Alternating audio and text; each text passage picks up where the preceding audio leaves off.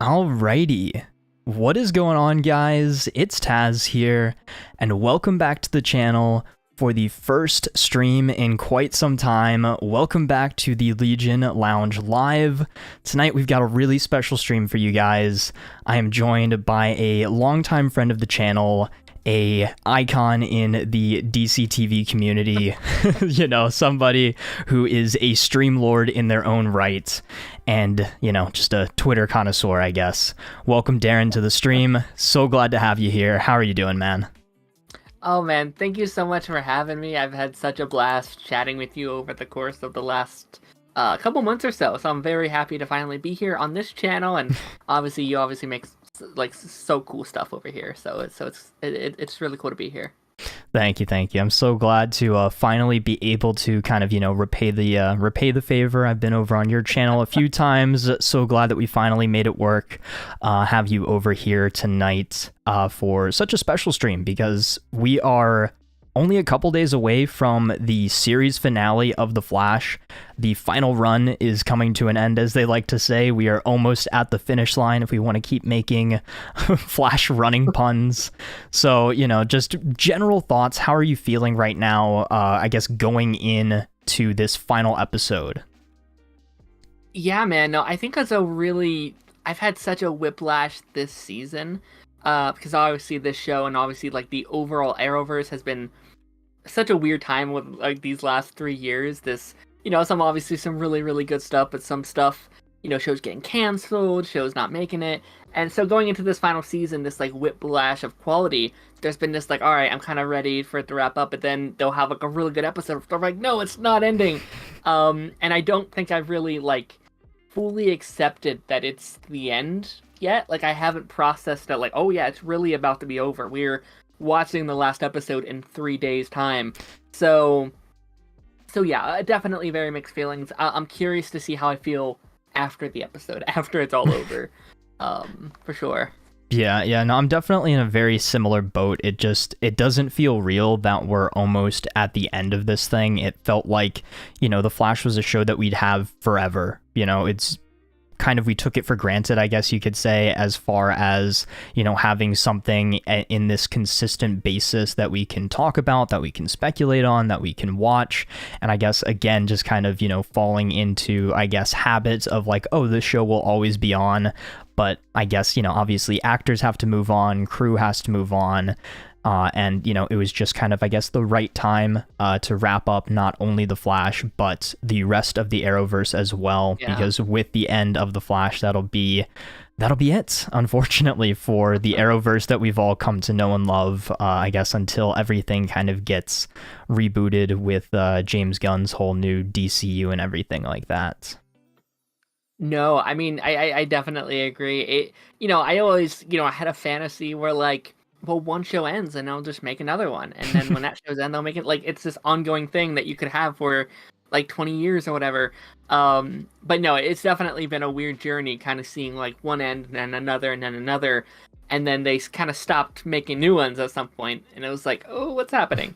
But no, it's definitely something that we're going to have to accept, especially, people like us who make all these videos and we talk about it constantly, and it's such a consuming part of our lives for so many years, at least for me. So yeah, it's going to be weird for sure. Yeah, no, I feel the exact same way. This is something that has, I guess, not, I wouldn't say consumed my life, but been a very big part of my life for the longest time. Now, I didn't start when Arrow first started. I wasn't there day one in 2012 when that first came out. But, I've been there for quite a while. I remember my first kind of step into the DCTV content creation realm was back towards the tail end of The Flash season 2. I remember doing a lot of Zoom speculation. I remember doing a lot of Man in the Iron Mask speculation, and those things kind of, picked up. I kind of realized hey, there's an audience for this type of stuff. There are a lot of other YouTubers doing things around that time as well. I think Paigey and Eric were just starting around that time as well, starting to pick up, and I was oh, I see these guys doing it. I was, watching their videos while I was at lunch Flash at school and stuff like that. And I was like, I could do that too. So, you know, it just, and ever since then, I've just, you know, kind of slowly transitioned my channel into mainly talking about DC TV content and stuff like that. So, you know, how did it start for you as far as when you decided that this was kind of what you wanted to make on your channel? Oh man, I mean, yeah, I mean that was the whole reason I created my channel. Obviously, just like you, I watched a lot of the Erics and the Pages and the Bens and the Boba Talks. And, I remember when they did their like the 4 channel crossovers. I was yeah, this is so cool. Like that was the kind of stuff I watched as a kid. I was like, I want to do that too, to the point where I just tried to copy them when I was, you know, I'm talking like 7th grade. Like I was like, I'm gonna make that too.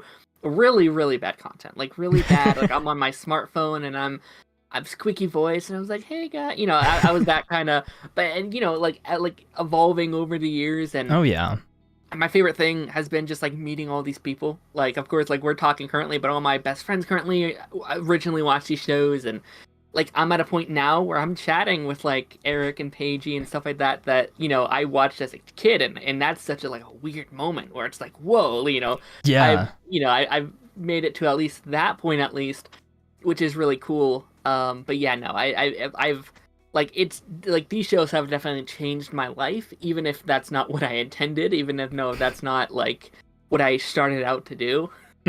Yeah, totally. Yeah. I mean, yeah, this has just been like such a big part of everything for so long. It's sad to see the Flash is coming to an end. So what I wanted to do with this stream was just, you know, talk about the penultimate episode and then go right into speculation and everything like that for the finale.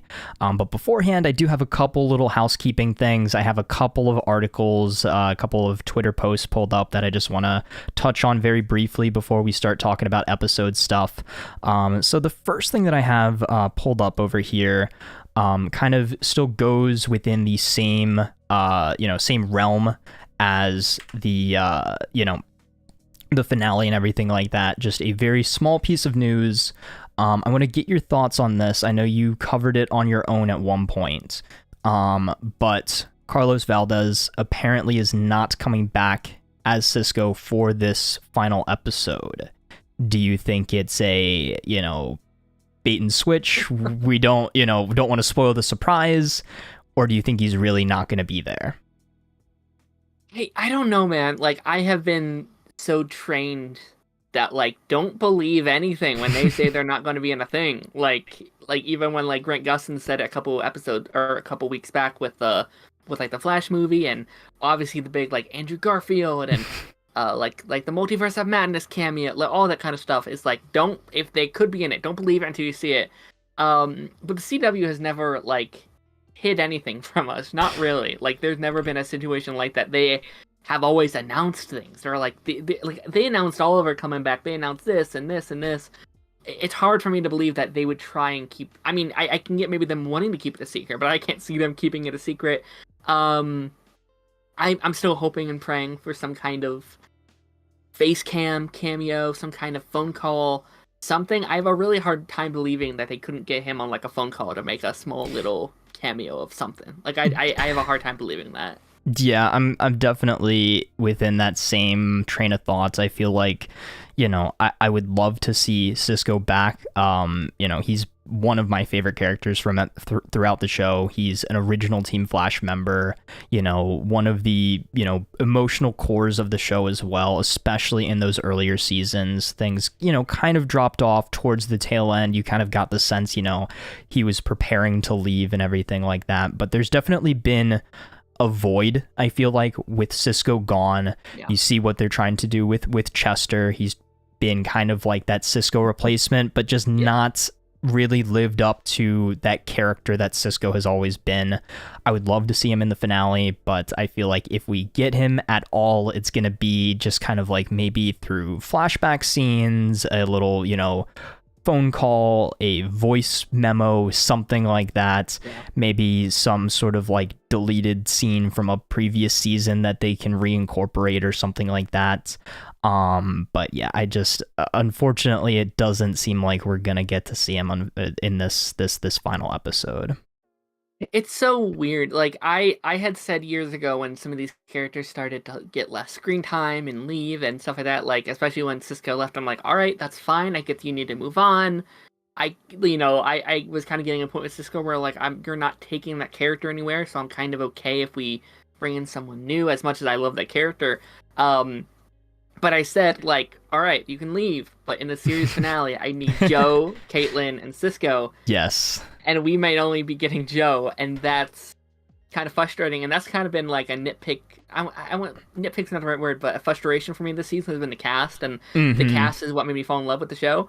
So a final season without a Wells, without a Joe, without a Caitlyn, without a Cisco, for me is like kind of wearing me down a little bit. That those are some of the characters that made me fall in love with the show in the first place.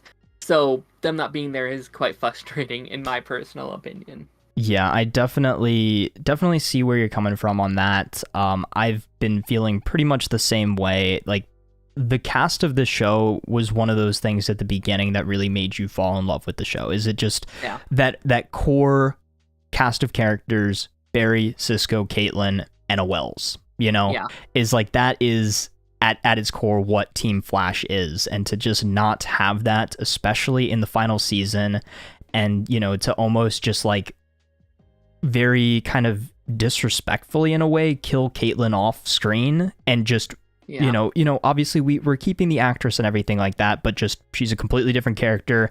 Caitlyn's gone, and Team Flash not really address that outside of one episode and then like a couple of one-off lines here and there. It just feels weird in a lot of ways. I mean, there's been a lot of speculation going around that, Keon's so powerful that eventually, at some point in this final episode, we might get Caitlyn back. But do you think that that's going to happen, or do you think we're going to just stick with Keon and Caitlyn's gone? I think they will. Like, it seems like that's kind of where we're heading. But even if she does come back, I don't think that like forgives how they've treated her this season. Like, I don't know. I think it definitely has been very disrespectful. So yeah, I mean, I hope she comes back. I know, in this conversation, there's a lot of people bring up the like Earth Prime comics, where in the future she is there. Yep. But I feel like this episode has a lot. Like, this episode could make or break if those are canon or not, because we obviously have that. If she comes back, like, she has to come back to make those canon. And also, there's a big theory going around that we might get the like twins, which if that happens, that will also, I guess, it won't debunk them, but they will make them no longer canon as like it's just like potential future that almost happened, kind of. So I don't know. Yeah, and then the other thing that I know a lot of people brought up after the most recent episode was when we saw future Team Flash in 2049, there wasn't a version of Keon there, so some people were thinking maybe that means that Caitlyn is off at, I believe, she was working at her mom's lab, which would be Tannhauser, so she could possibly be there. Sure. If she does come back, and then the whole thing with Keon saying that she wants to leave Central City, go off and do her own thing, maybe she will just use her magical life force powers and just, bring Caitlyn back, and, why not just bring Frost back while you're at it? Yeah. So yeah, I definitely think we end it with them coming back. But then it also opens up the can of worms, like, why don't we bring back this person and this person, and like, why does Caitlyn get to come back and no one else, kind of thing? Right. And then you almost kind of lean into that Arrow finale territory where Oliver just brought everybody back. I think in that regard, it worked because he kind of, brought back everybody who he felt was like collateral damage of his mission throughout Arrow's 8 seasons. But just, kind of like haphazardly bringing back characters that have died that had emotional impact when they were gone, but we're just like, all right, we'll bring them back because it's the end of the show. We can do whatever we want. But yeah, no, I also have to wonder, like, we're 3 episodes in, and I don't quite understand why this is called A Brand New World. I'm wondering if I, just missed something, or if there is something big coming in the final act where it's like, or resetting again, or Keon does just bring everyone back, and it is just like Arrow. But at this point, I don't understand the title for these final 4. Got a couple of comments here. Shoutaroo I believe is how you pronounce it. Sorry if I pronounced that wrong. They said, will Jenna Ortega appear? I don't believe so. She wasn't in the most recent season of You, so I don't think she'll make time for The Flash, unfortunately. She seems like a very busy actress. Hello, Levi. How are you doing? Shadowroo again with another comment. I don't think that he will be the new Negative Speed Force avatar. I think Eddie's got that on lock. I believe Mr. Sins has enough jobs right now. He doesn't need to be part of the the Negative Speed Force. So yeah, let's move on to this next article that I've got here. Got a Deadline article pulled up. Very much so just a quick little thing. Full screen that. So basically talking about how Gotham Knights, Superman and Lois, there's no decision yet on, whether or not they're continuing. Just briefly want to touch on this. What do you think's going to be happening with them? I don't know, man. Like, I've been having so much whiplash where it's like, it had a chance. Oh, no, it totally doesn't. Oh, yes, it does. No, it doesn't. It's just been this back and forth, like, ping pong match of, like, positivity and then, like, negativity. I'm at a point where, like, anything can happen. I'll be honest, I don't think Superman and Lois is safe at the CW. I don't think it will be staying there come next season. I just don't. Like, everything that they've been saying about... I know the other day, like, they made a statement where like, it's just not marketable for us. Like, we are not getting money off the show. And that was number one thing. We're like, okay, they don't want the show. And apparently they also don't have, like, the rights to Superman and Lois. That all goes to Max as well.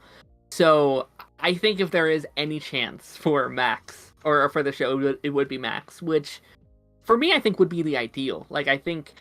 if the show gets a season 4, it might not be the season 4 we want, because it seems like there would be a decrease in budget and potentially a decrease in quality. They want cheap shows, and Superman and Lois isn't cheap, to their standards. So ideally, and I know we talked about this quite a bit, like ideally, it goes over to Max, and then CW picks up All American Homecoming, which I don't watch, but I hope the fans get that, and then also Gotham Knights, and that's your, like, we get both of those DC shows. That'd be I definitely think that is the best case scenario. Superman and Lois goes over to HBO Max, whatever you want to call it, and then Gotham Knights stays behind on the CW, as it doesn't seem like it costs quite as much as Superman and Lois does. So it'd definitely be, as far as their business and they want profitable things, I feel like that would be a much more, I guess, financially sound decision for them to make. Would be, keep Gotham Knights, keep the fans of that happy. I'm a fan of it as well, so keep me happy. And then move Superman and Lois over to HBO Max, where they'll have a little bit more freedom to possibly give a little bit more budget, not to be tied down to whatever the episode structure is over on the CW as well. And apparently they're ending the season on a cliffhanger too, so I'm really hoping we get a season 4. Yeah. Sorry, guys. No, go ahead. That angers me a little bit, because obviously I got Legends last year. I know a lot of people were angry when Legends ended on a cliffhanger last year, but I got that back then because they were trying their best to get another season. I can totally get them being like, well, they won't cancel us and we ended on a cliffhanger and all the fans will riot, and but it didn't work. So I think Superman and Lois, people behind Superman and Lois obviously knew all this happened, obviously know that this was a possibility. I'm a little disappointed that they still chose and did a cliffhanger. Like, I wish they would have ended it in a way that felt like it could have been their final season, Yeah, I don't like when shows end on cliffhangers. There have been so many shows there's so many shows that I've watched that have been great, and then you get a unfortunate cliffhanger ending, and it just it doesn't, I don't say it ruins the show, but it definitely leaves a sour taste in your mouth. Like, I remember just when shows get prematurely canceled, or they just don't know that that's it for them, and they end it on a cliffhanger like Legends does, and you just leave the fans like, well, what happened? I mean, Yeah. you could, leave it open-ended. You could say, have your own headcanon, like, oh, Sure. there was an episode of The Flash that we didn't see where Barry goes and gets Captain Cold and Heatwave, and they go do a prison break, and they break the Legends out, and, everything goes great. That sounds sick. It should have been an interlude episode, but it happens, and I guess we can just be happy that we've got the three seasons that we do have, and just hope that if it doesn't continue over on the CW, that it goes over to Max. Did you see the Reddit post that was going around all over Twitter about the Legends? No, that like they were bringing Legends back or something. Yeah, for like yeah. I definitely wouldn't believe that. It sounds like the source is Trust Me Bro. I know he's been pretty reliable in the past, but in this case, I don't think so. No, it's one of those things where I'm like, oh, that's cool. Wait, no, that's clearly fake. That's not happening. I did see the second part of it was the whole Superman Lois Max thing, and I was like, okay, that could happen. I could see that. Yeah. Legends, I'd love it. Like, I'd love a final thing for Legends. Although it would be very weird to have Legends be the last Arrowverse season. Especially after the Flash. Yeah, that would be interesting, to say the least. Before we move on here, let's just go back to chat really quick. Levi is saying that they don't get the New World title. I think it's just that the Negative Speed Force is presenting this opportunity to Eddie to create a quote-unquote new world for himself, in which, he's remembered, he's the hero, he's not just, I guess, cast to the side and feels like his sacrifice was for nothing. I feel like in that aspect, that's what it's referring to, is, the opportunity that Eddie has to create this new world for himself. Well, I don't think we're going to end things on a weird, crazy alt timeline. I just think that that's kind of what it's referring to, and it's a pretty cool title, and I like that intro sequence. Sure. And then Shoutaroo with a few. Will Superman and Lois have Iris? I know I saw something about that showrunners were talking about possibly having Barry and Iris crossing over. If there's a season 4 and it's on Max and enough time has passed between, this season and of The Flash ending and the next season of Superman and Lois, go for it. Have their Superman and Lois universe selves show up on the show. But I don't think we'll see post Flash season 9 versions of them on that show. I don't know. Like, I thought the whole article stuff was funny because, like, Eric Wallace apparently was like, hey, you gotta keep these Arrowverse characters popping in. You gotta carry this torch. And I don't think I like that personally. Like, there is so much of a time where we're like, no, it's disconnected now. We have to accept that. I kind of hate the idea of them being like, well, maybe it is. Maybe it's somewhat connected. I'm fine with certain characters kind of coming back to certain characters, maybe. It has to be done right, though. Like, I don't know if it was you I talked to about this. It may have been you. Mm-hmm. But I do kind of like there's a somewhat idea, I kind of like Stephen Amell coming back as Green Arrow as, like, comic book accurate Green Arrow, like a very, like, fun, like, I don't know, like, very much like what would be seen on Smallville or, like, the animated films. Goatee and all. Yeah, if he is still at a point where he's like, well, I want more Oliver Queen, but maybe we don't want to cast him in the movies. Kind of like to meet in the middle, like, hey, we'll give you 2 episodes to play this character again. That would be fun. Or something. That would be fun. I'd love to see him back at some point. I feel like we'll see all of these actors back eventually. Like, I feel like we'll see Grant again. We'll see Steven again. If it's cameo roles, if it's, playing the father of the character, if it's playing, I feel like if they did it for the Arrowverse, with bringing these classic actors back, I would feel like it's a little silly if they don't come back eventually, but I wouldn't expect it to be, super soon. It'll probably take 10, 15, 20 years, for them to come back whenever they feel that they're, ready to come back. Yeah, no, I would love a Jay Garrick, Grant Gustin. I was at first I was like, well, that's gonna be kind of complicated because we'd have to wait a bit for Trent to age up a little bit. Yeah, But yeah. then I heard someone commented on like a tweet I made like yesterday, and they said, well, you should do like a JSA like period piece and have him play like a young Jake Garrick. I was like, oh, that's cool. I like the idea. That would be fun. Sort of like I just actually recently watched the animated Justice League World War II, and there was that younger Jay Garrick in there interacting with a present day Barry Allen, and I thought that was actually a very fun movie, very fun interaction. I think we definitely need more like young, like it's always old Jay Garrick, right, like mentor Jay Garrick. It would be very cool to get like a in his prime, like first Flash. Which I think is why a lot of people loved the Teddy Sears fake Jay Garrick at the beginning of season 2, because he was the that young Jay Garrick, and we got the recreation of like the Flash of Two Worlds and all that type of stuff. That actually was a fun way to do both. Like you had young and old Jay Garrick, and it made sense. But I think it was kind of funny too, though, that the young Jay Garrick had the more classic looking suit, while the older Jay Garrick had a very updated, streamlined, modern take on the suit. Yeah. Hello, Mystical Dallas TV. Welcome to the stream. How are you doing? They say, imagine Grant in a Flash movie, and will we see Steven as Spectre, not Green Arrow? Grant in the Flash movie.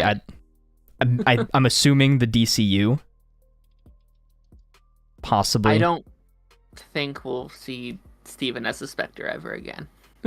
I don't know. I kind of agree with you. I don't know if we'll ever see him as a Spectre again. I would love to see him as Spectre again because, technically the movies are connected to the shows and it's all the same multiverse. So technically Stephen Amell Spectre, Oliver Queen, Green Arrow created all of it. Yeah. So, he could be there somewhere in the background, possibly. I would love for, James Gunn to bring him back. That'd be great. I would love it, but yeah. I don't think they would. Like, I think they will I thought it was very funny because they really sold home that, like, he can only interfere with, like, multiverse things. And I could just imagine, like, oh yeah, he's just going to be sleeping anytime, like, a new multiverse thing pops up, because I don't think... I mean, again, I would love it. I would love if they brought him back for something, but... Yeah. I mean, also, here's the thing, too. I guess, like, degrees of separation, right? So, Michael Rosenbaum is good friends with James Gunn. Stephen Amell has been on Michael Rosenbaum's podcast multiple times. So, they could just definitely, connect over their podcasting endeavors and everything like that, and just bring them right back. So I would say one last thing before we start talking about the episode. I know we've been, kind of rambling for a little bit here. But I know I did also see a question in chat about this as well from Shoutaroo. Once again, was where did we get the picture for the thumbnail of the stream, for the background of the stream? Funny story about this. Randomly scrolling through TikTok a few days ago, those accounts that just post like, oh, here's a picture, here's like some text under it, and here's like my background and everything like that. They were like, new behind the scenes photo, and I'd never seen it. I don't know where they got it, but I saw a few different accounts post it, and I was like, oh, that's pretty fun. So I just took it, screenshotted it, put it over here on Twitter with a fun caption: when Zoom and Reverse Flash steal Barry's phone. And for some reason it blew up. I don't know why. I don't know how. It blew up for me. Like, I don't tweet that much. I don't use Twitter that much, other than to just, kind of promote stuff. But I thought that was kind of fun. So I just wanted to mention that there. It's a good shot. You got the new Reverse Flash suit, and you got Zoom looking all menacing and everything like that. Quick question. Go ahead. From Teddy Sears' Instagram. I know Teddy Sears has been posting a lot of like behind the scenes photos. Yeah. So I think it came from either Teddy Sears' Twitter or Instagram or something. I think he posted it. I looked a little bit, like I looked on Instagram because I know he posted the one with him in the beanie and everything like that. Yeah. That was great. That was originally going to be the background or the thumbnail, and then I saw this one. I was like, oh, this one's perfect.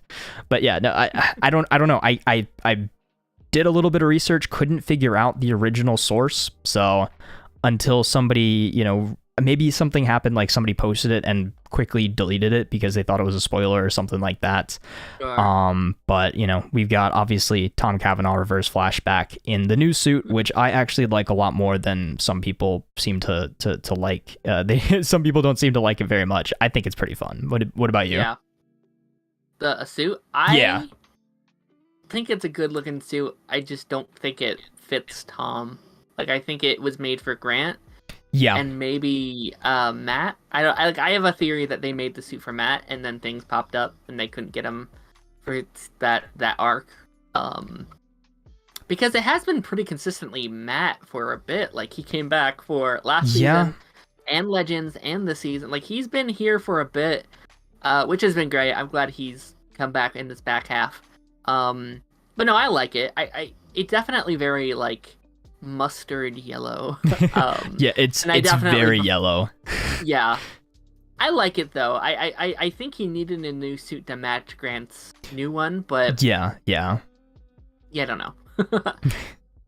Yeah, I like it. I do agree with you. I think it fits Grant a lot better. It looks better on Grant. It's a little awkward sometimes when Tom Cavanaugh is like moving around in it, but I think it overall looks pretty good. And especially if they're gonna do the blur, vibrate him and everything like that, give him his glowing red eyes and stuff, it'll be fine in the finale. And I think with this suit, and even with Grant's suit, sometimes it does also look even cooler when they take the cowl off. And it seems like a lot of this finale, they're going to not have the cowls on either. Yeah. So that'll be pretty interesting to see as well. But we do get another comment here from Miss Dallas TV. Will Zoom remember his Earth 2 life? That's an interesting question. Because we know that the multiverse is a little bit different post-Crisis. So is Zoom even really from Earth 2? Because isn't the Earth 2 in this post-Crisis timeline the Stargirl Earth, technically, right? Yes. So... Well, sorry. Go ahead. Well, they said right after Crisis, Cisco had the little board, and it did say he was from Earth Prime. Mm-hmm. But they said that about Red Death at first, too. Yeah. So I'm wondering if, like, he was from Earth 2 and they just didn't know it. Or maybe he didn't know it. I don't know. Well, I would love to know what happened with the Zoom, but I don't know if they'll mention it. Like, I think they might very skip over, hey, Zoom's here, who cares? Yeah. I mean, as much as I'd love to get some more, Zoom background and everything like that, maybe he is from this Earth 2, which could also make a lot of sense, too, because that's where Jay Garrick is apparently from, too, he's apparently from the Stargirl Earth as well. And then just kind of randomly zipped over to Earth Prime. So that would be a fun little interaction with them, just maybe mentioning in a one-off, like, oh, hey, we're from the same Earth. You stole my helmet. Sure. Honestly, it would be very cool if they could sneak in a little Stargirl mention or something. Maybe not Stargirl herself, but like her too or whatever. Yeah, that would be fun. That would be fun. Because it does seem like Jay Garrick was born from Earth 2 and then at some point transferred over to Earth Prime. Yeah. And I guess we're led to assume that he ended up on Earth Prime after the JSA all died that night. He was just running so fast, I guess, and just came over to our Earth. But it seemed like he always had he always had the helmet, which we know from season 2 pre-Crisis was actually Hunter Zolomon's father's helmet from the what was it, War of the Americas or something like that they called it. So maybe the helmet has a little bit different history now, but I'm trying to think real quick, because Eric Wallace has always said that Zoom was his favorite Flash villain, and I always wonder why they didn't do it sooner. But I wonder if they were waiting for like the Stargirl crossover to bring him back, like do everything with like the Jay Garrick Earth 2 stuff, because apparently there was a crossover. Like they wanted to do one multiple times in the past, and then they had potential plans for next year, do something kind of crossovery with Stargirl and Titans and Flash. So I wonder if they were always kind of waiting to use him. Yeah, I don't know. I'm glad that we're getting him back, whether he is from Earth 2, Earth Prime, Earth 3, Earth 752. Yeah. At least we're getting Zoom back. At least we're getting Teddy Sears back. And from the trailer, it looks like he's going to be a big part of the final episode as well.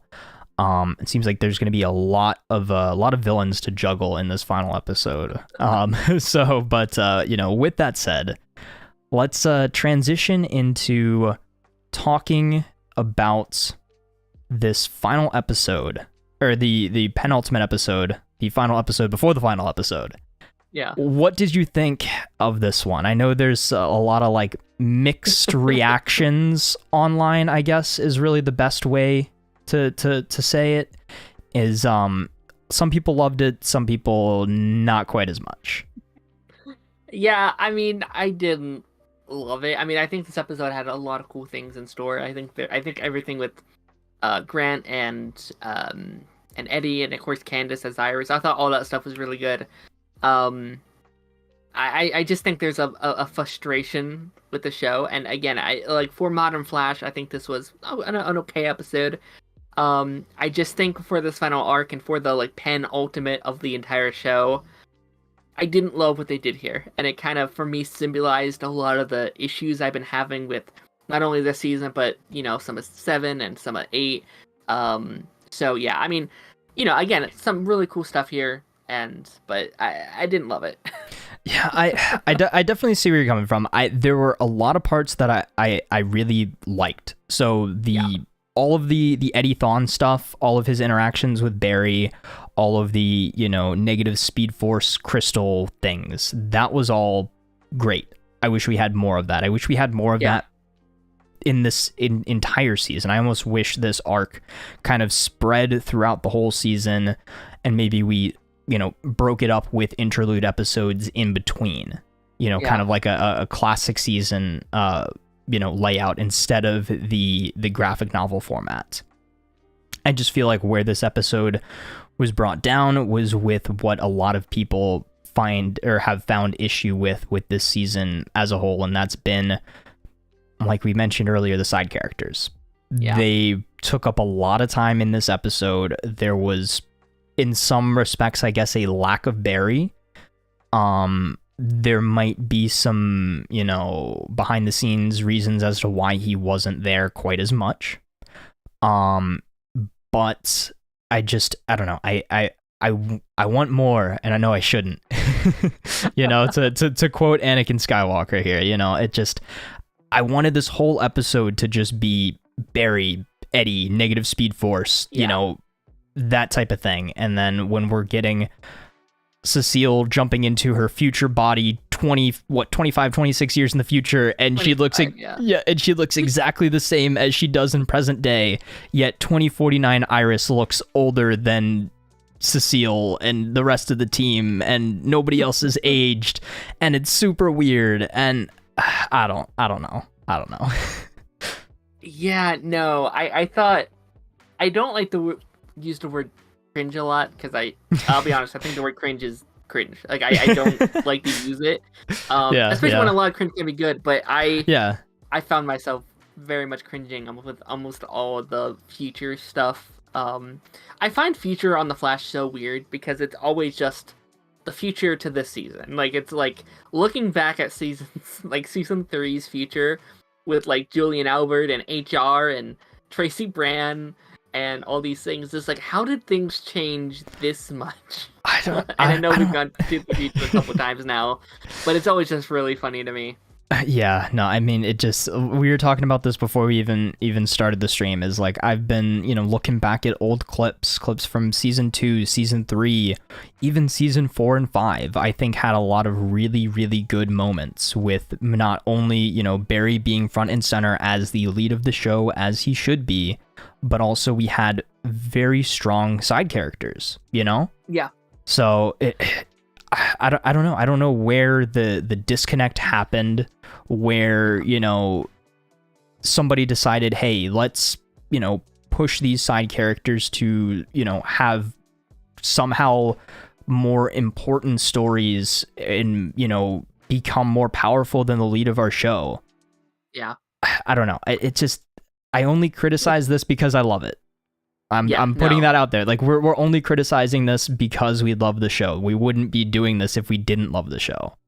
But, Yeah, no. I mean, earlier today I rewatched a pilot just because I wanted, like, I did that with Supergirl, I did that with Arrow, kind of look back at the pilot and then watch the finale. And it's so crazy how it's changed. Like, it's fundamentally a different show. It's so different. And most shows are like that. Like, shows need to evolve and change.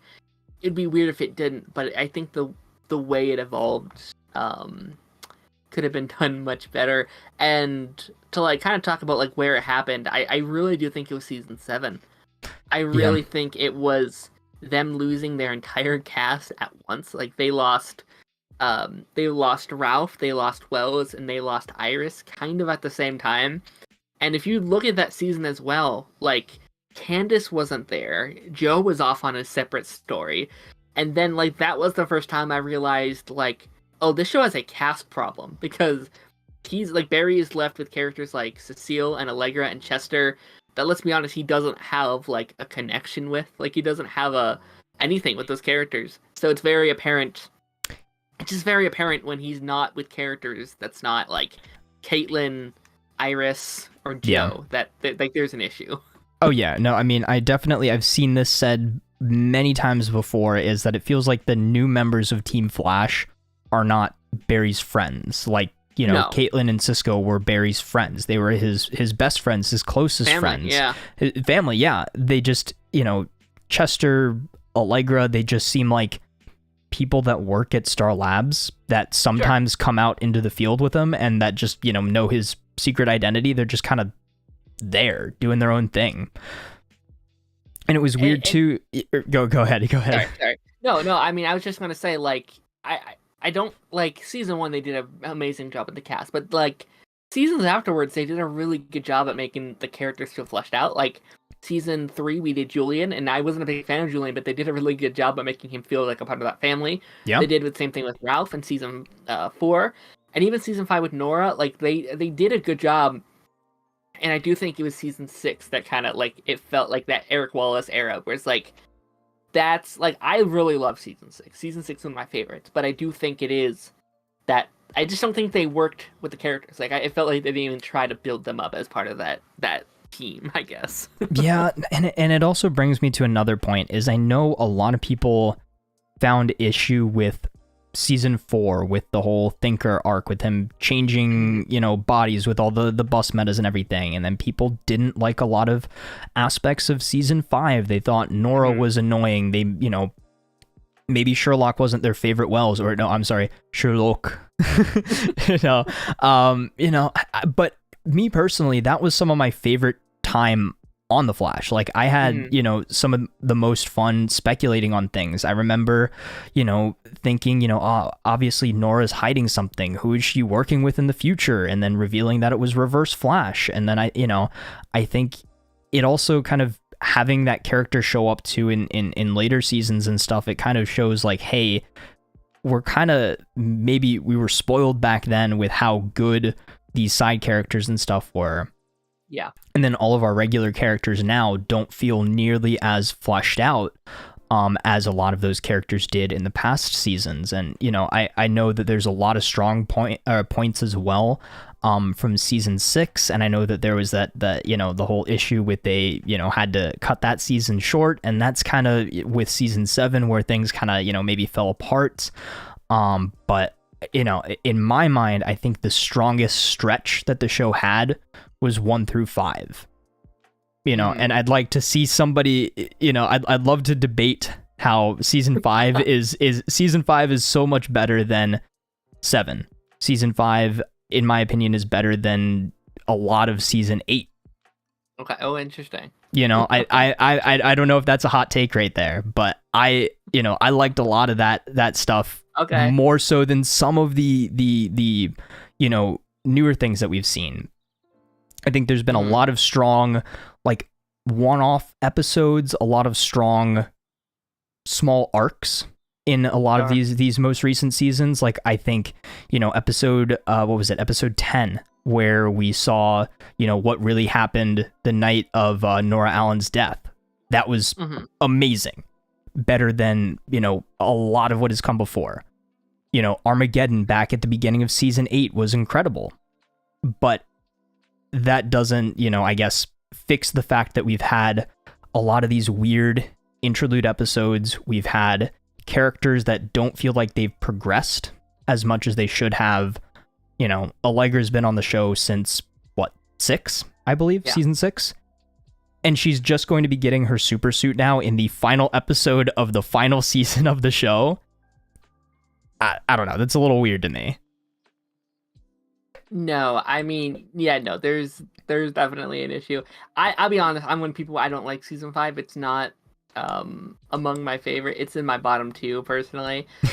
But I will say, I've said it was the worst season for many years. I've been kind of looking back on it.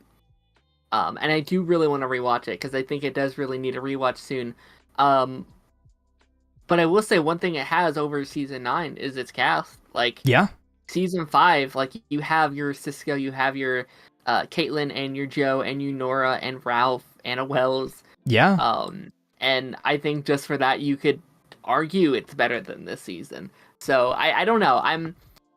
Those my 7, 5, and 9 have been battling for the worst season in my mind. So yeah, I don't know. I mean, I guess here I'll present this question to you: would you rather watch this arc of Nora working with the Reverse Flash in the future and Team Flash slowly figuring it out, and Barry getting very upset that his daughter from the future is working with his greatest rival, or would you rather see an arc of Red Death, who comes from another timeline? Wait, no, it's another Earth.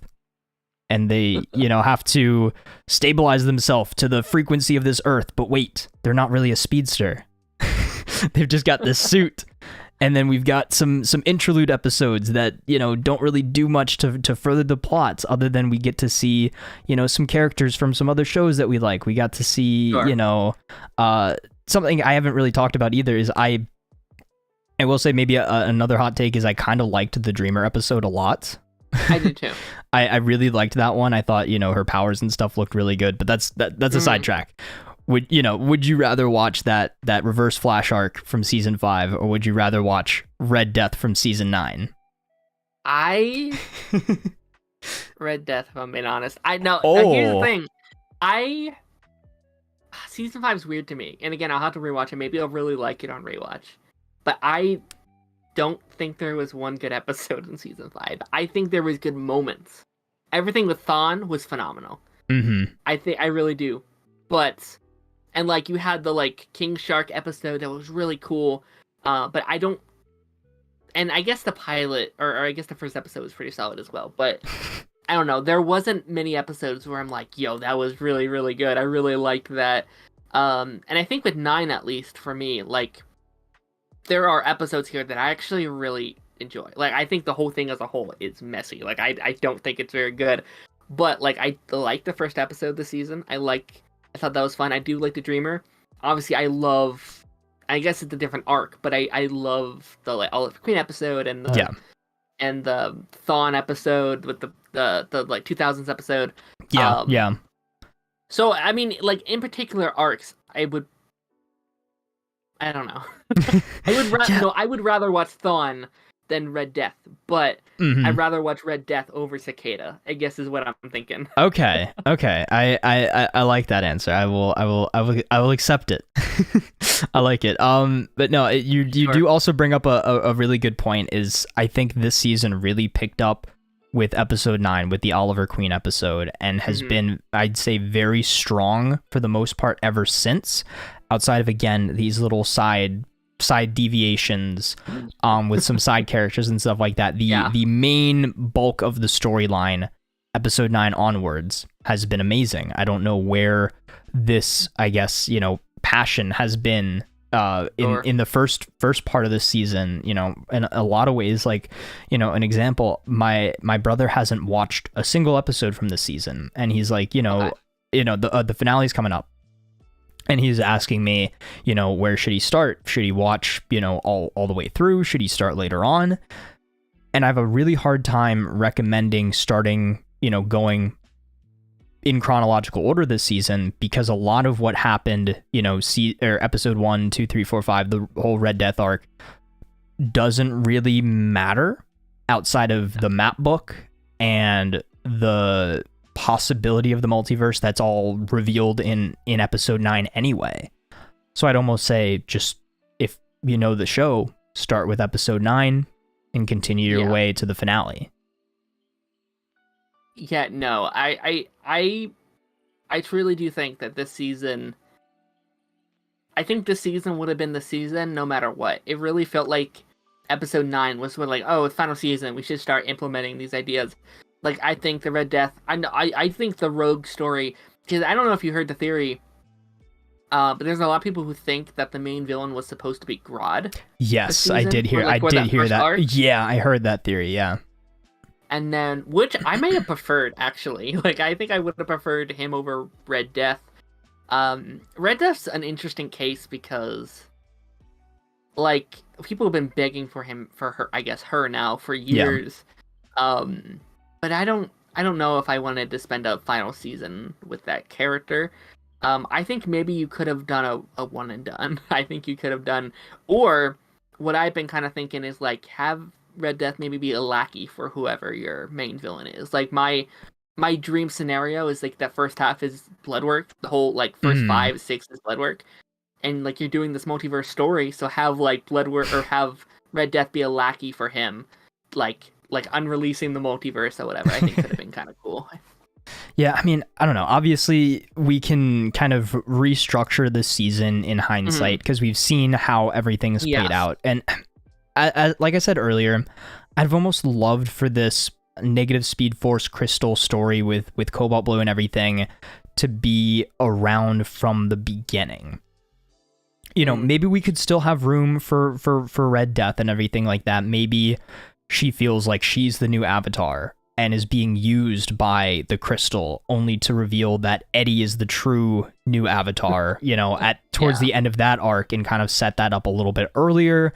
Maybe have a lot more of that backstory kind of play out in the background of the season. So then when we get to this final stretch of 4 episodes, we don't have to spend a lot of time on, exposition. How did Eddie get revived? Where is he? How long has he been here? That type of stuff. What is this crystal? What is it doing? What does it want? We don't have to spend, 2 episodes figuring that out like we have in these, 2 middle chunk episodes. 11 and 12 has kind of been big exposition dump so that we can get to the finale where we have all these speedsters come back, where we finally see Eddie in the Cobalt Blue suit, which I'm, so happy to finally see it, but I'm somewhat disappointed that we're only going to be getting it for 1 episode. No, I mean, I was kind of thinking about it this morning, because I've been kind of thinking about making, like, a video. I've been writing notes about, like, how would I have done the final season or whatever, and kind of take what the season's done and, like, restructure it a little bit. And I think it would be really cool if we had Eddie for the entire season. Like, we start episode 1 where he just, like, appears in Central City or whatever. Maybe he doesn't have his memories. Maybe he's like, who are you guys? Who's Iris? Who's whatever? And, like, slowly into the season, he starts getting them back. They welcome him to, like, the team again or whatever. And also that could have been a cool way to, like, reintroduce his, like, police side of the show as well, and have more in, like, the NYPD or whatever. Could have been really cool. I don't know. Like it's so easy for us to be like, actually, you should have done this. It's a lot less like I was, like, thinking, like, all right, I have an episode, I can do whatever I want, and I had a hard time thinking, like, oh yeah, I can just fix what they did and do it better. But it's a lot harder to make a show and, put it together and come up with, like, ideas, and that's the hard part. So again, I don't like criticizing writers too much. I don't like being like, this is how I would have done it, because I'll be honest, it probably would have been just as bad, if not worse, if I did it. So I don't know. It just also, I feel like too, there might be a lot of restrictions that we're not aware of. There's budgetary things, actor availability, restrictions. I feel like possibly as far as what characters they can and can't use. Obviously we saw that with Red Death. They changed it up because, you can't use Batman. You can't use Batman, you can't use Bruce Wayne, so what's the next best thing? Okay, we'll bring over Ryan Wilder, Batwoman, and use her in that regard. And I feel like, maybe that story was just to have a fun Batwoman cameo. And if that's all it was, I'm fine with it. I liked Batwoman quite a bit, and I'm glad that we got to see her on the in the final season. Yeah. But maybe we didn't need to spend 5 episodes doing that. Yeah. Okay. I would like to hear your because I've kind of had this idea. Again, it's a like, oh, I would do it this whatever. How would you have felt if it was Luke in like the Red Death thing? Ooh. Because if you do that, Red Death could still be Batman because Luke Fox is sometimes Batman. Yeah. And instead, the Ryan Wilder episode is just her being Ryan Wilder, and it could just be like her and Barry just taking on Red Death for like an episode, maybe 2 max. Is it Luke Fox from Earth Prime, or is it's still alternate timeline? Okay, yeah, or alternate Earth. I don't know. I mean, I think that it could have definitely been interesting. A lot of the Red Death suit looks very similar to the Batwing suit, so maybe that was an idea that was floated around originally, at least as far as where the inspiration for the suit came from.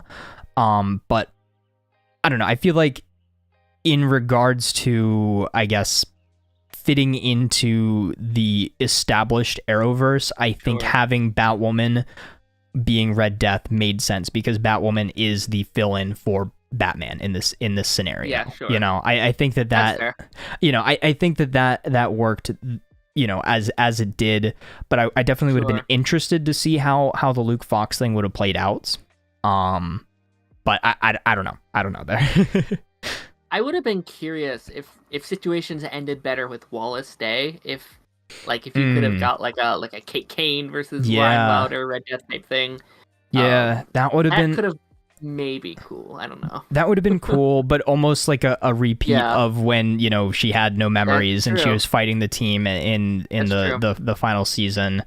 For Batwoman as well. I don't know. But yeah, I don't know. I know we're ragging on the show quite a bit, but again, just want to reiterate this. We do love this show. We really do. So let's talk about some of our highlights from this episode before we start talking about the trailer for the finale. I will say I really liked that fight. I think the speedster fights this season have been really good. I thought all the ones from Red Death were really good. I think Barry versus Wally was really cool. I will say the season's having a lot of Barry fighting his family. Like, he fought Wally, he fought Joe, and now he's fought Nora.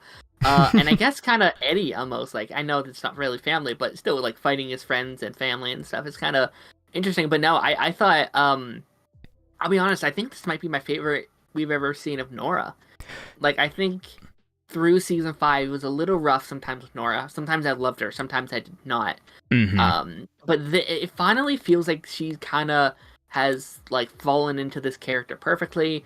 I enjoyed seeing a more experienced Nora, a more adult Nora, because she's always kind of played the little like kid, like that actress reminds me of the actress from Shazam, where like she's in a kid's, like she's trapped in a little kid's body. And it felt like she felt like an adult. She felt like a full-on superhero here. And I really quite enjoyed her. I did as well. I think definitely the post season 5 Nora is a much better progression of the character, and I think it shows as well. And I think there were some good references to that version of her when she was talking to Eddie, kind of like how she knows, like, important to learn from those mistakes and things like that. Nora is a character that made a lot of mistakes back in season 5, and she paid for those mistakes. She is gone. Like, this Nora is not that version of the character that we spent all of season 5 with. She's gone. But I do think that she has definitely matured a lot, definitely progressed a lot. And I guess is finally kind of like that good blend as well of Barry and Iris, just kind of, feels like that's kind of like the natural progression that character would take. And I did think it was kind of cool too, having her with the lighter blue lightning. It wasn't quite as like deep blue as Zoom's lightning was, but it was interesting to see that.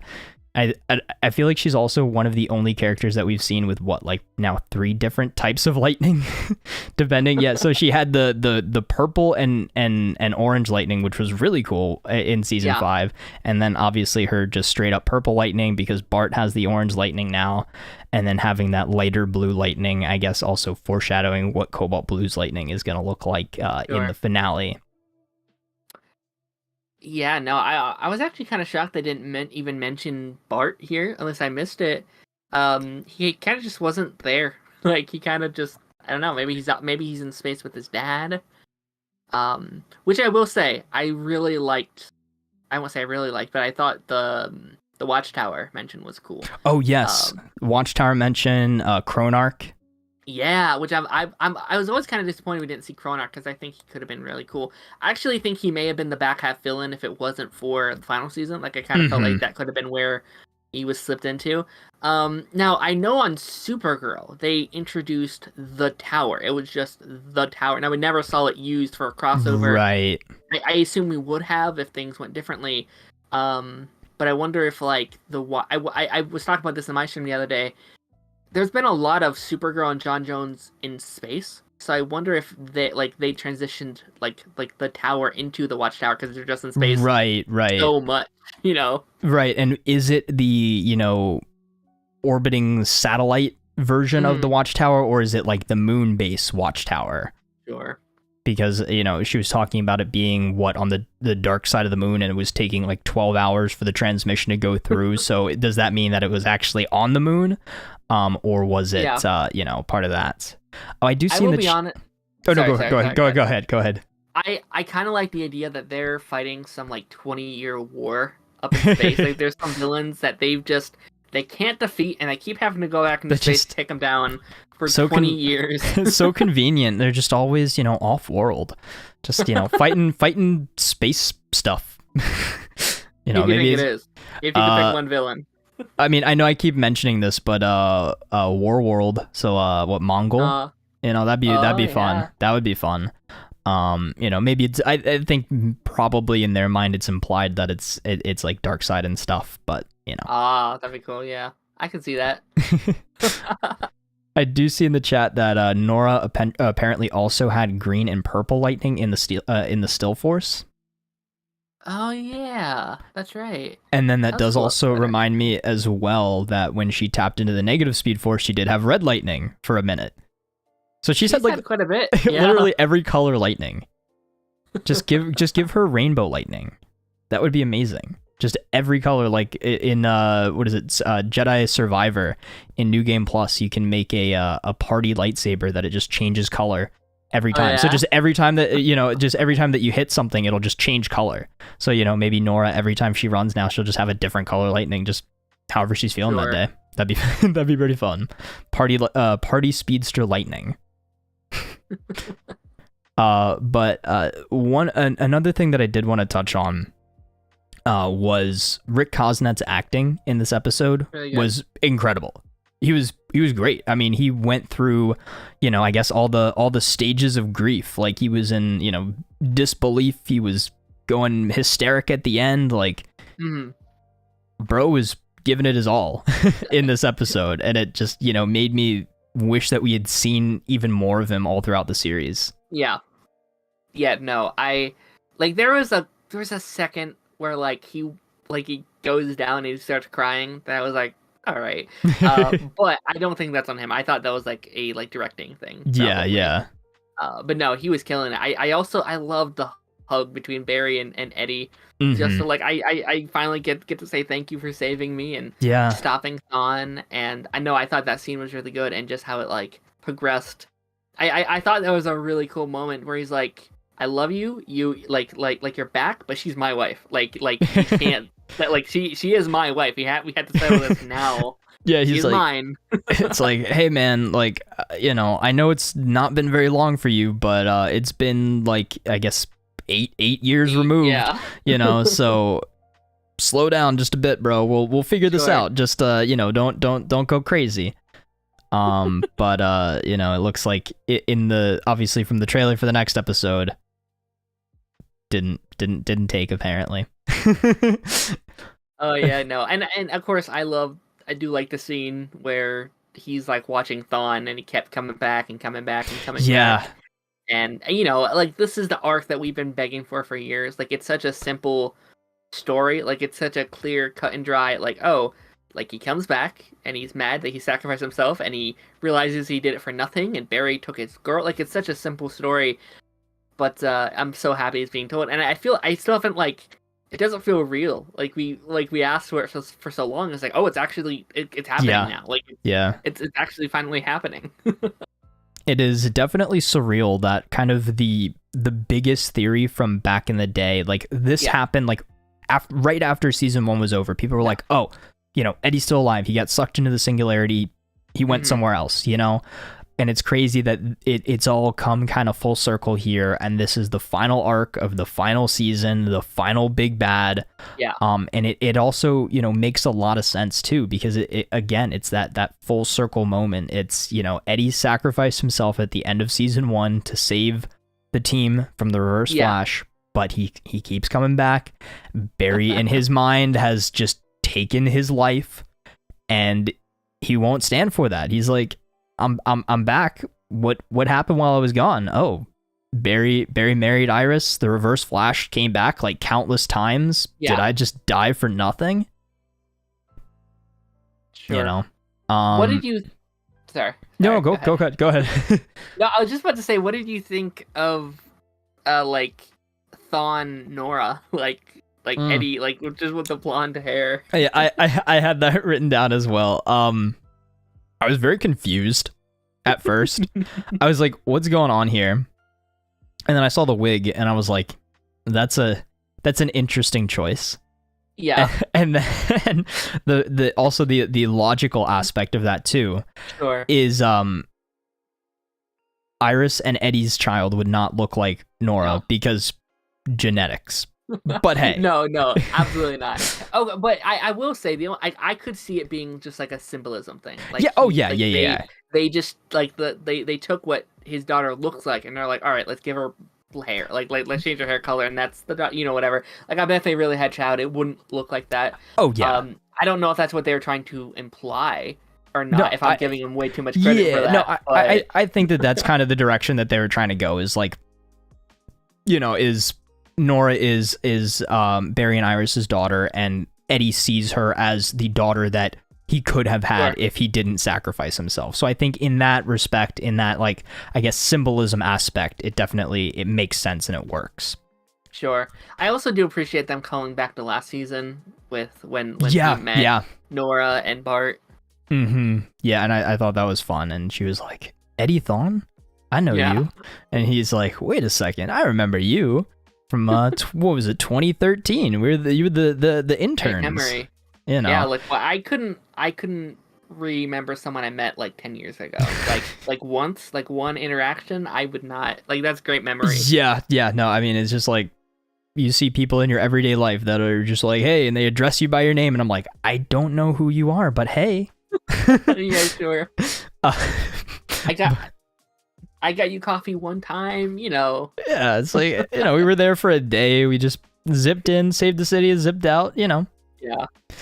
But I guess bringing us to the end of this episode, Eddie fully accepts the blue crystal, the negative speed force, fully embraces his destiny as the new avatar of the negative speed force.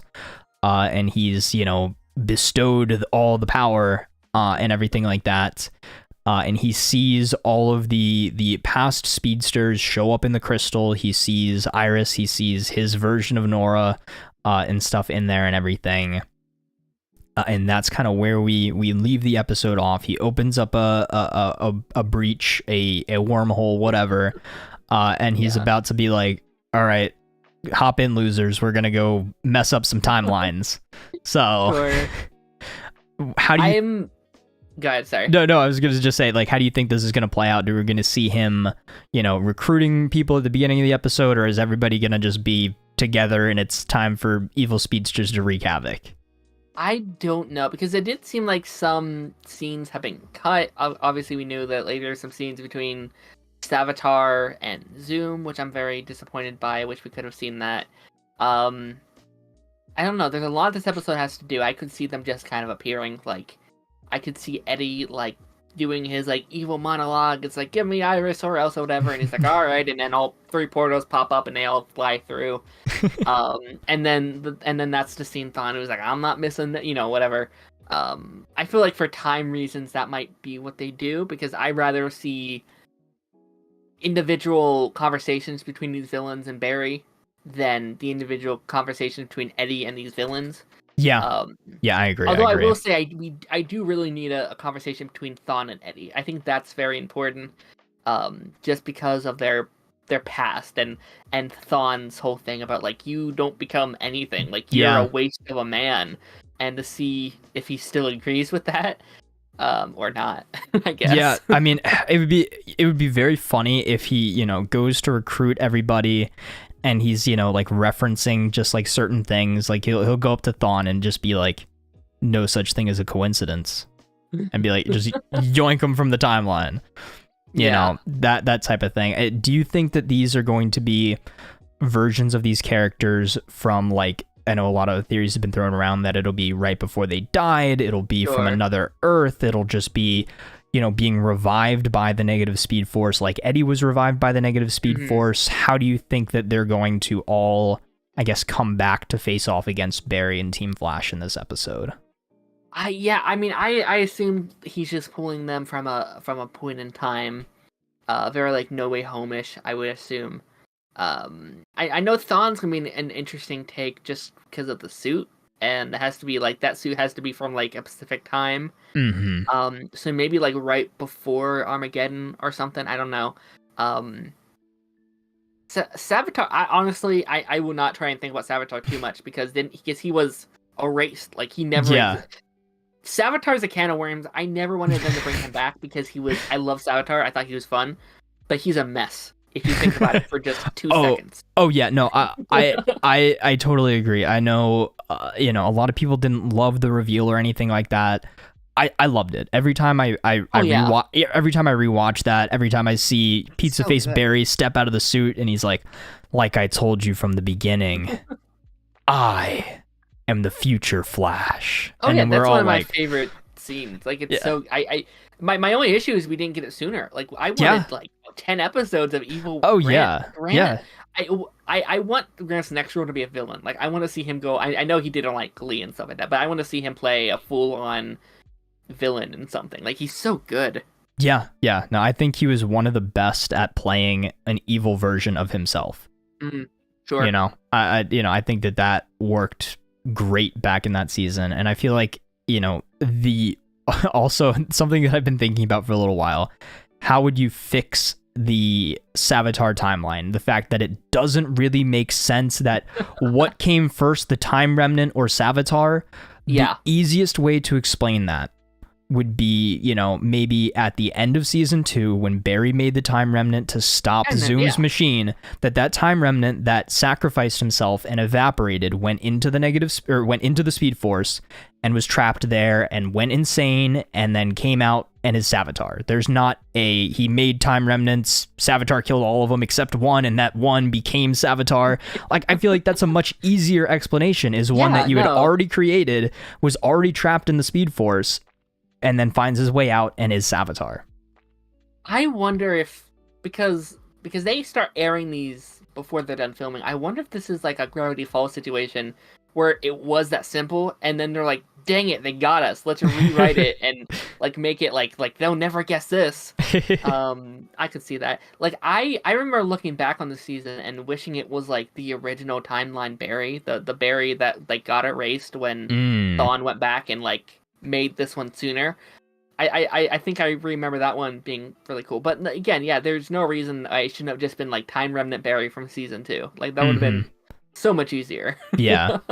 Yeah, I do as well. So which one of these villains are you most excited to see in this final episode? Oh, it's hands down Zoom. Like Zoom is that perfect balance of like I was a little frustrated with Savitar. I'm so excited to see him, but I was a little frustrated when at the end of season 3.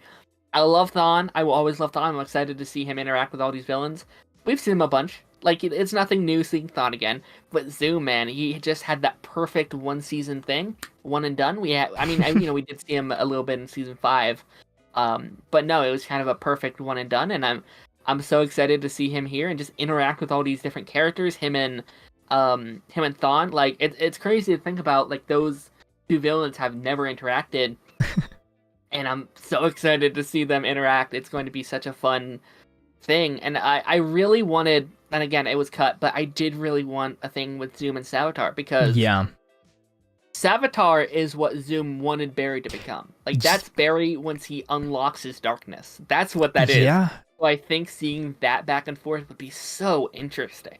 That is a really good point that I didn't really, I guess, ever think of. But yeah, like it makes so much sense. Like, Zoom was like, oh, to become as powerful as me, all you have to do is be willing to kill yourself, basically. Yeah.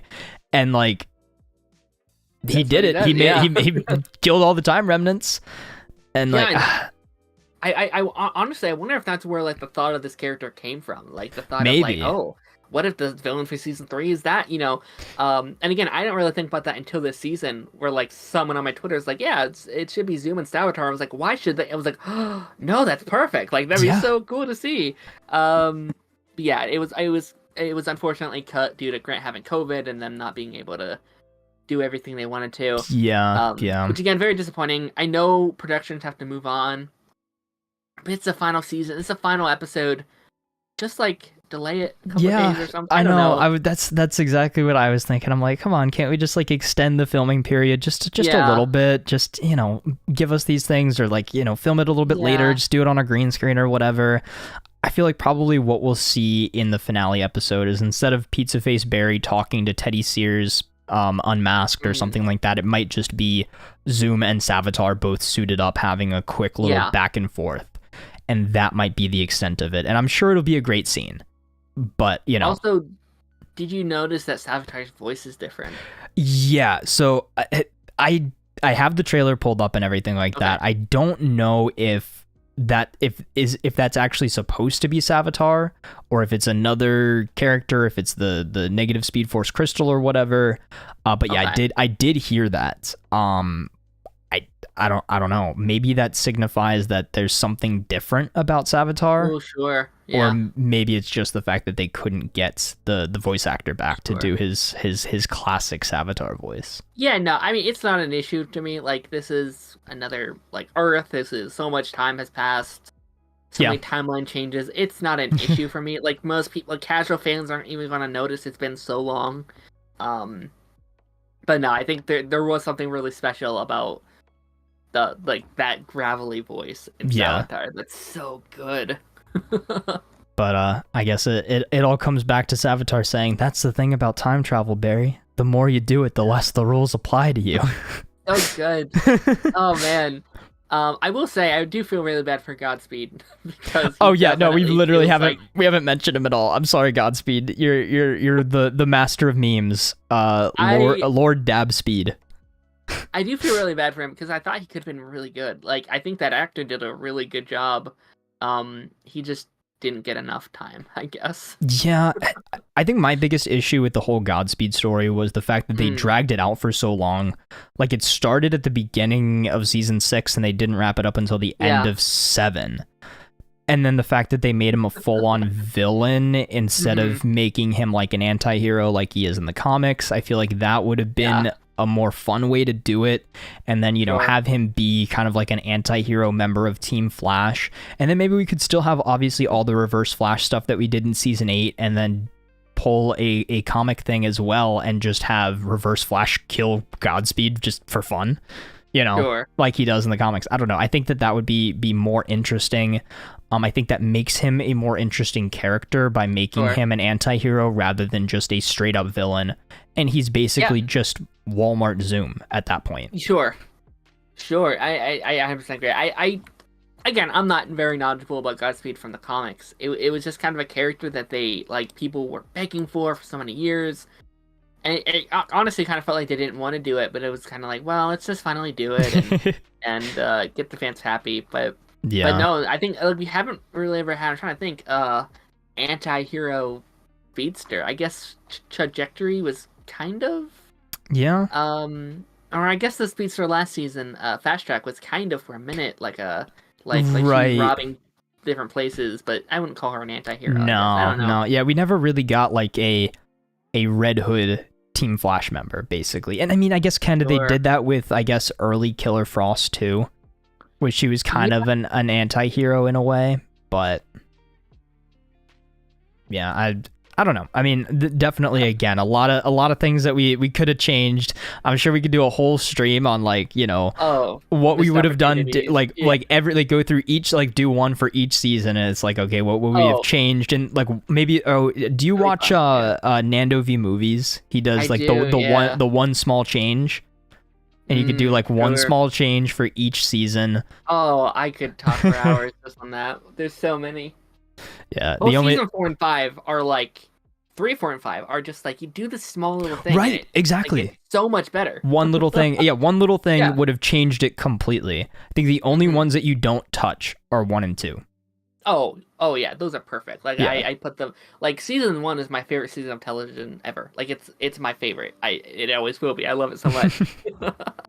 So you would say you definitely prefer season 1 over season 2? Yeah, I mean they're both just so good. Like they're some of my favorite television. But season 1, I mean, I think they stumbled just a little bit with the ending and like Zoom's motivation. Yeah. Again, not an issue for me. Like it's literally the tiniest itty bitty like nitpick.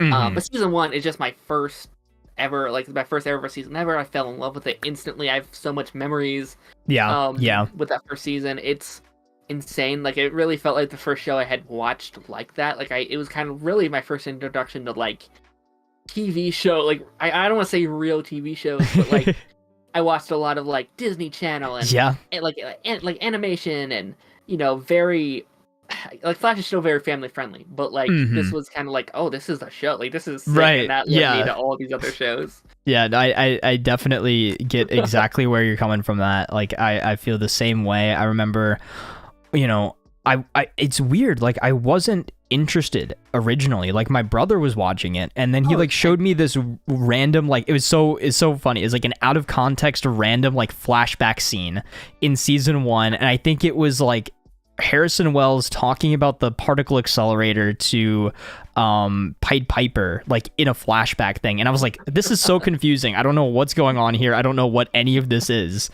And then like one day I randomly decided, I'm like, oh, season 1's on Netflix, let's watch it.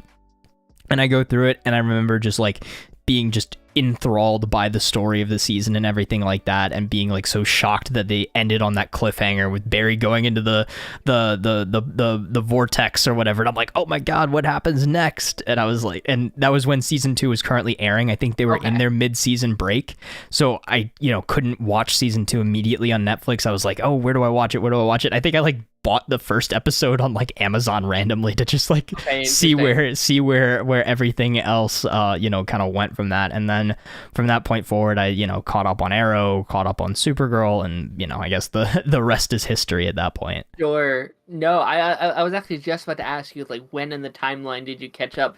Because it's such, however, like, it's so much more complicated than just like, catching up with the show. Yeah. Like you kind of had to catch up.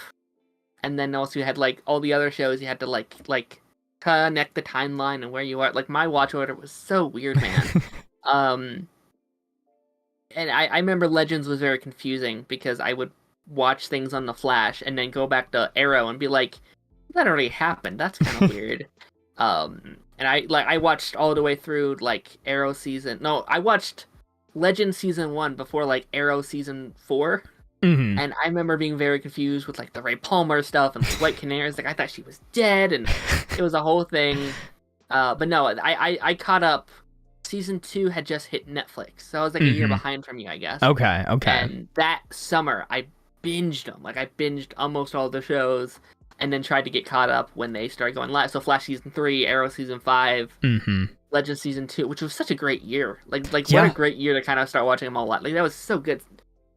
Yeah, no, I 100% agree. I think that kind of that time in our Arrowverse timeline was like peak, and that's when all the big crossovers started happening. Invasion was the first one.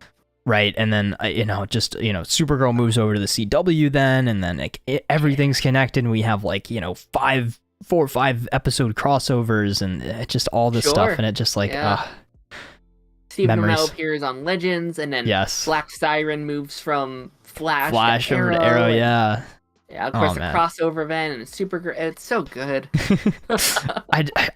I find it would be very difficult for the, I guess, magic of the Arrowverse to ever be captured in that same way. Like, even if like, quality wise, character wise, story wise, things in the new DCU, live up to or even surpass some of the stories told in the Arrowverse, I just feel like, I guess maybe just the fact that it came out at like the right time in our lives and stuff like that it became a big part of it, and then I guess we'll just have that big nostalgia factor as well in there, but I guess seeing it all unfold live was very special, and I guess cool. Very similar to the MCU leading up to like Infinity War, Endgame, that type of thing.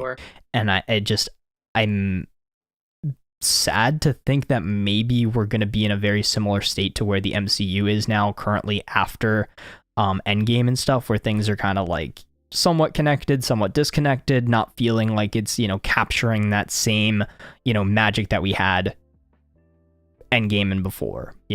Sure. I do definitely hope, because it seems like James Gunn's very dedicated to TV as well, and I definitely hope they take a book out of what these shows did right.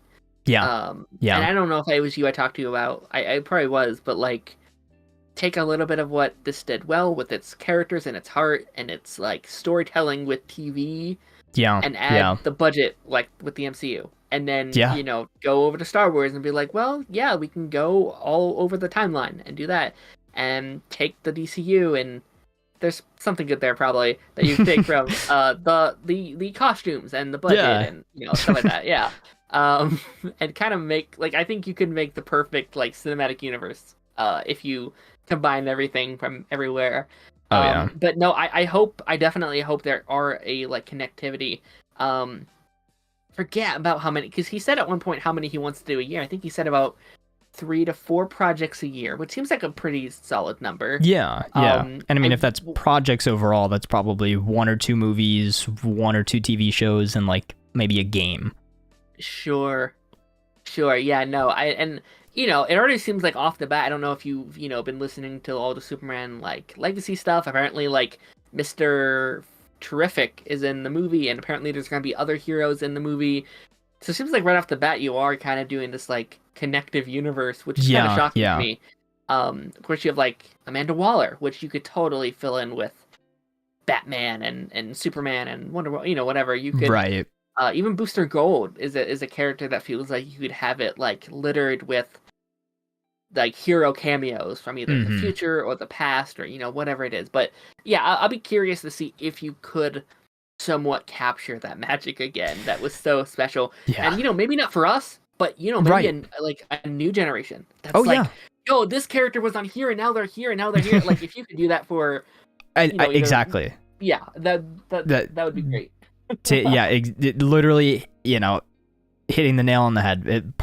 That's exactly how it needs to be. Is like, maybe we aren't, the new target audience for some of these things, but if, a new generation of fans kind of come in and find the same love for the new DCU that we did for the Arrowverse, I think, something right has been done in that regard. Right. And that's kind of like how the Arrowverse was. Like, our parents had like Michael Keaton Batman, and that was the coolest thing ever. Now, if we look back on that now, it's like, oh, well, maybe some of that wasn't the best.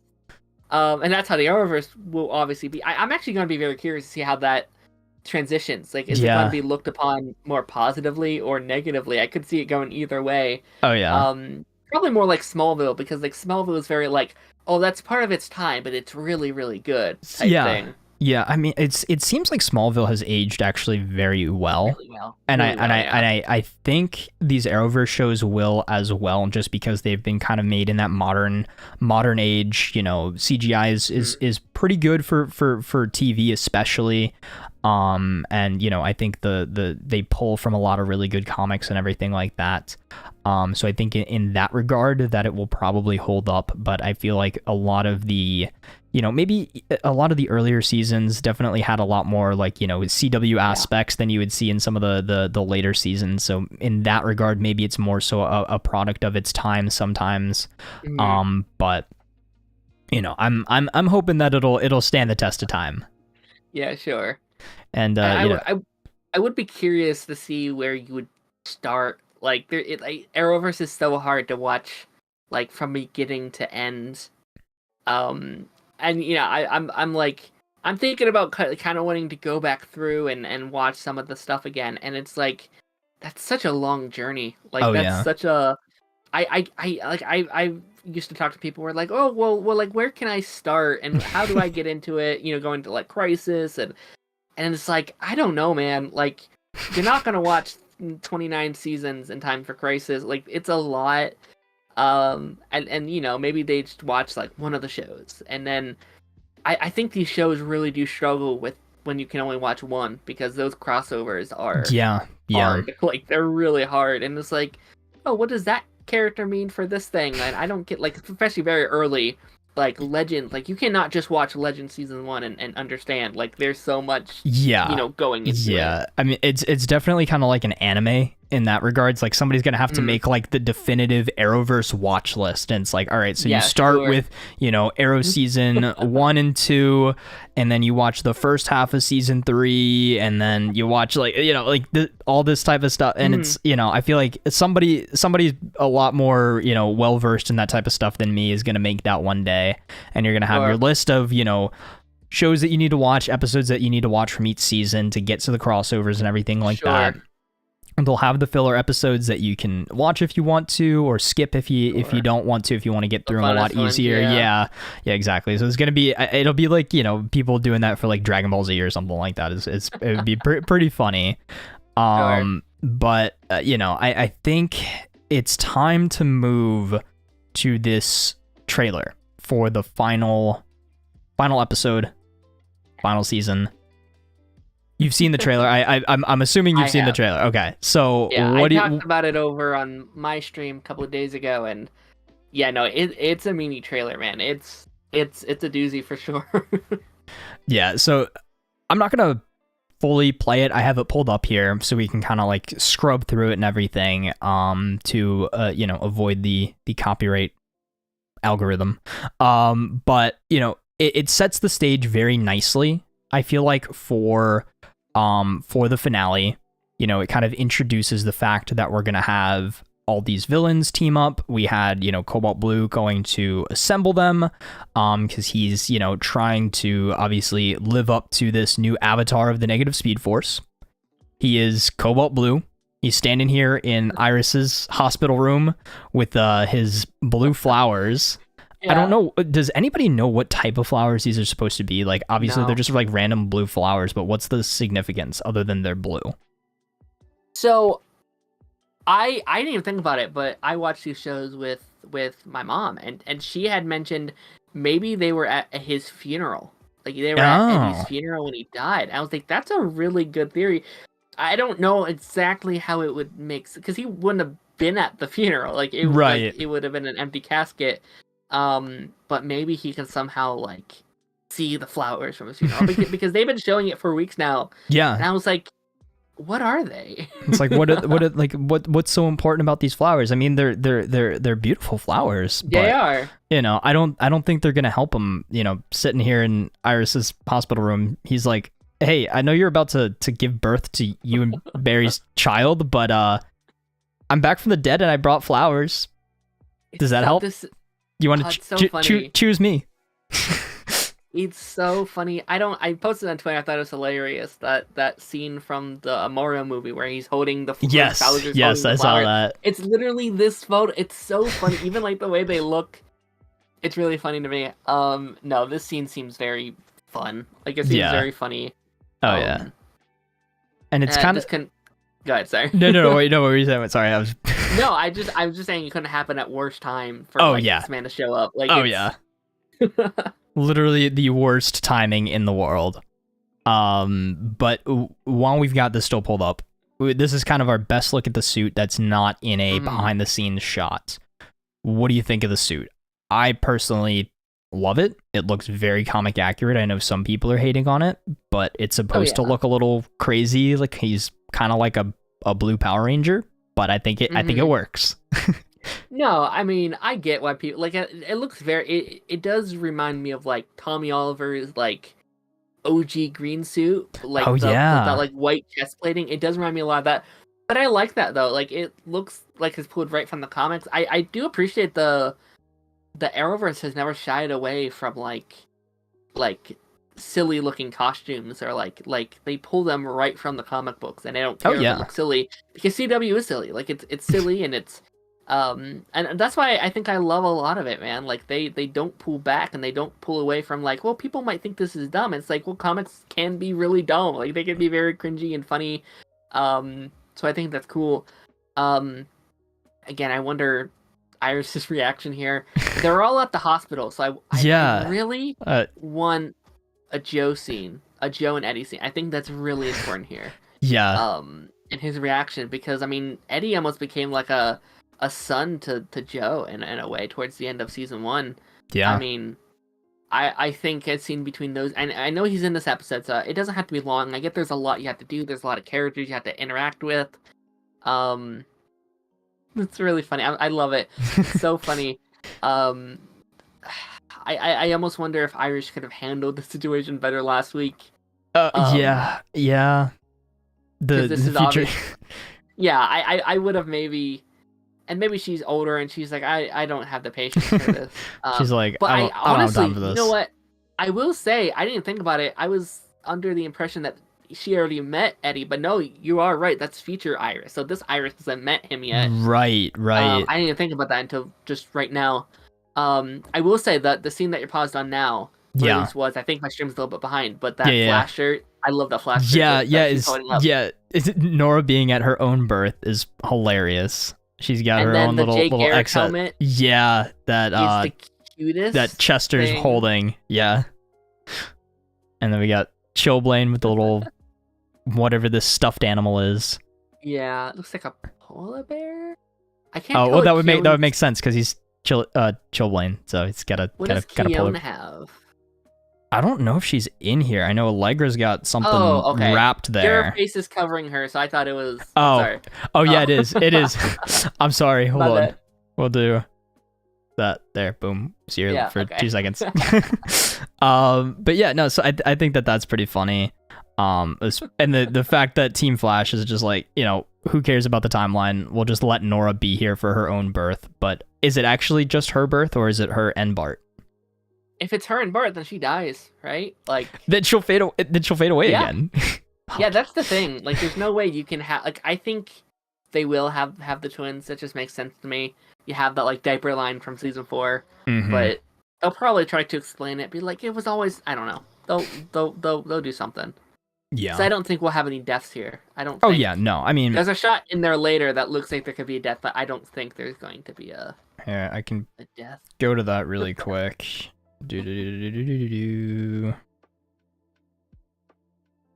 Where are you?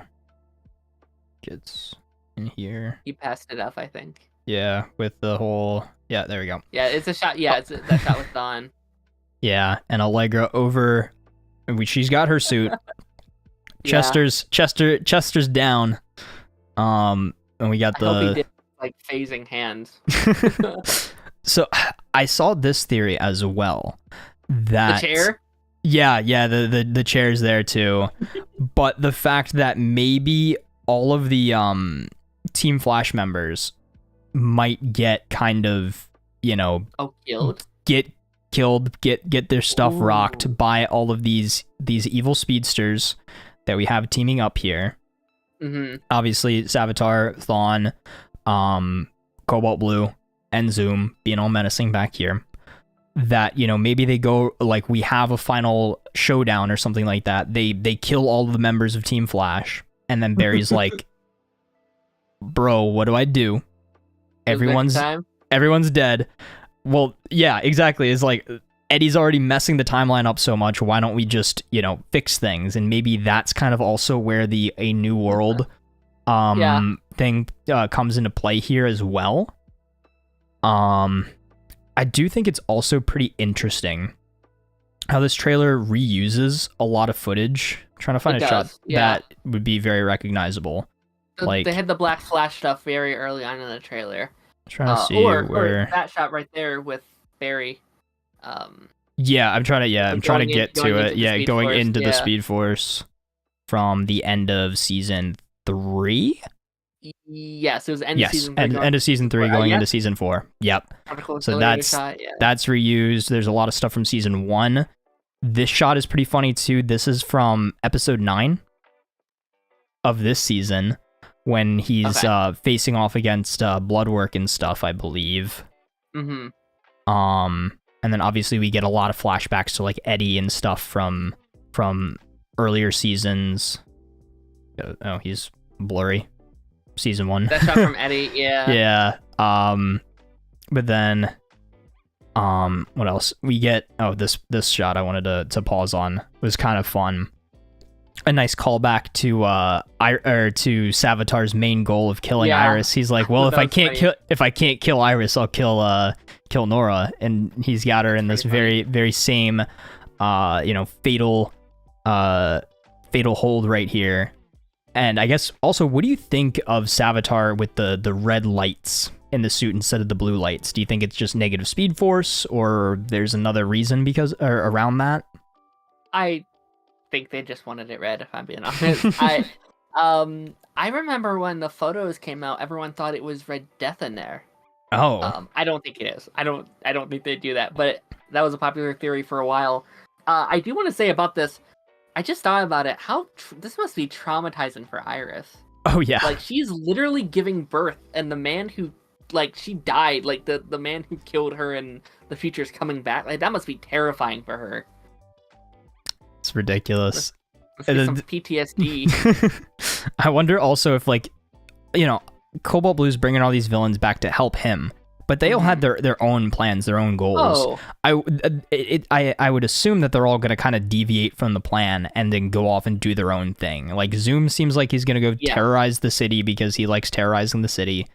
Savitar's going to be like, I'm going to go kill Iris because that's my purpose. And he's like, oh, well, if I can't kill Iris, I'll kill Nora. And then, Thawne is just going to be, wreaking havoc and being Thawne. It would be cool if they had a fight scene, like the Forest Speedsters. Yeah. Once again, forgetting about Godspeed. Let me see. Is he in the trailer? I actually don't. Yeah, he's in that one. I think maybe not. I don't see him actually at all in here, as I'm just like. Where's that shot? The one where they're all standing together. Is he in that shot? I think from that shot, he's like off camera. If you were looking at the. Okay. Like the behind the scenes picture, I think he's like somewhere over here. Okay, probably. But we'll get to the there's some I guess I can pull up the behind the, or not the behind the scenes pictures, but the promo images. Mm-hmm. That gives us a little bit of a better look. One of those. But I just think this end stuff here is also kind of interesting. Get another shot of like Cobalt Blue. And then, like, there's some red going on. Like, I don't know what's happening here. Like, why it's all red and destroyed. Most likely just like the timeline being. Sure. Yeah. That's the Dorn, which that fight scene kind of reminds me of Arrow a little bit. Yeah. Like an Arrow fight. Here, we'll transition back to the main screen here, and I'll pull up the promo images. Do that. I will say, kind of your theory about him killing everyone. That'd be cool. I'd be totally down. But that would be very, very similar to the season 2 finale of Legends, where Thawne does that same exact thing. Yeah, like, you're right. Go you're around right. killing all the legends, and then they have to. Yeah. So we did get some more looks at this season. I know these are kind of small, but I made them like this so we can see us and everything. So we knew that Jay Garrick was coming back. And this shot was something from the trailer as well. So great to see him back. Yeah. We've got. I will say even above Siska, I would say if anyone deserved to be in the finale, it would be like John Wesley Shipp. Oh yeah, he needs to be there. Yeah, he has so many hours as just 90s Flash, but then Henry Allen and Jay Garrick and literally every character he's ever played. I feel like he's done so well. I think he might be the best character that's done the same actor, multiple characters thing. I think they did him so well. Oh, and something actually pretty fun that I noticed when I was rewatching episode 12 is actually in the Hall of Heroes where all the suits are lined up. Mm-hmm. You can actually see the Earth 90 Flash or the 90s Flash suit up in there as well. Oh yeah? Yeah, it was just in the back. It was like one shot, but I saw it in there and I was like, "Oh, that's cool." They threw that in there as well. Because they remade it for Crisis. No, I mean like how they got it. Yeah, in canon. I don't know. Maybe Cisco made like a new one. Be like, hey, you can honor. Yeah. Yeah, or Jessie Quick's suit's in there too, and she got it evaporated on another Earth. That's fair. Although I imagine there could be a Jessie Quick on this Earth. Like I could imagine that there's one from here, I guess. Although probably not because Wally didn't have one. Because Bloodwork was yeah, you're right. Yeah. Bloodwork's like, you could find a Jessie there. Oh, that's interesting. I don't know then. Very interesting. And then we do have this shot here. It looks like right before Iris is going to give birth here. With everything being all bright and sunny and happy, I feel like this might be after Cobalt Blue's defeated and everything like that. After the Runberry run, maybe. Yeah. And then here more of the red skies and everything like that with the timeline all breaking down. Here we actually get to see Godspeed. So it's the same actor from season 7 coming back. Mm-hmm. So I'm guessing we just spring him from jail, and he's out. He just cause havoc, do whatever he wants to do. Maybe he wants to have a rematch with a lightsaber battle between Barry and Thawne.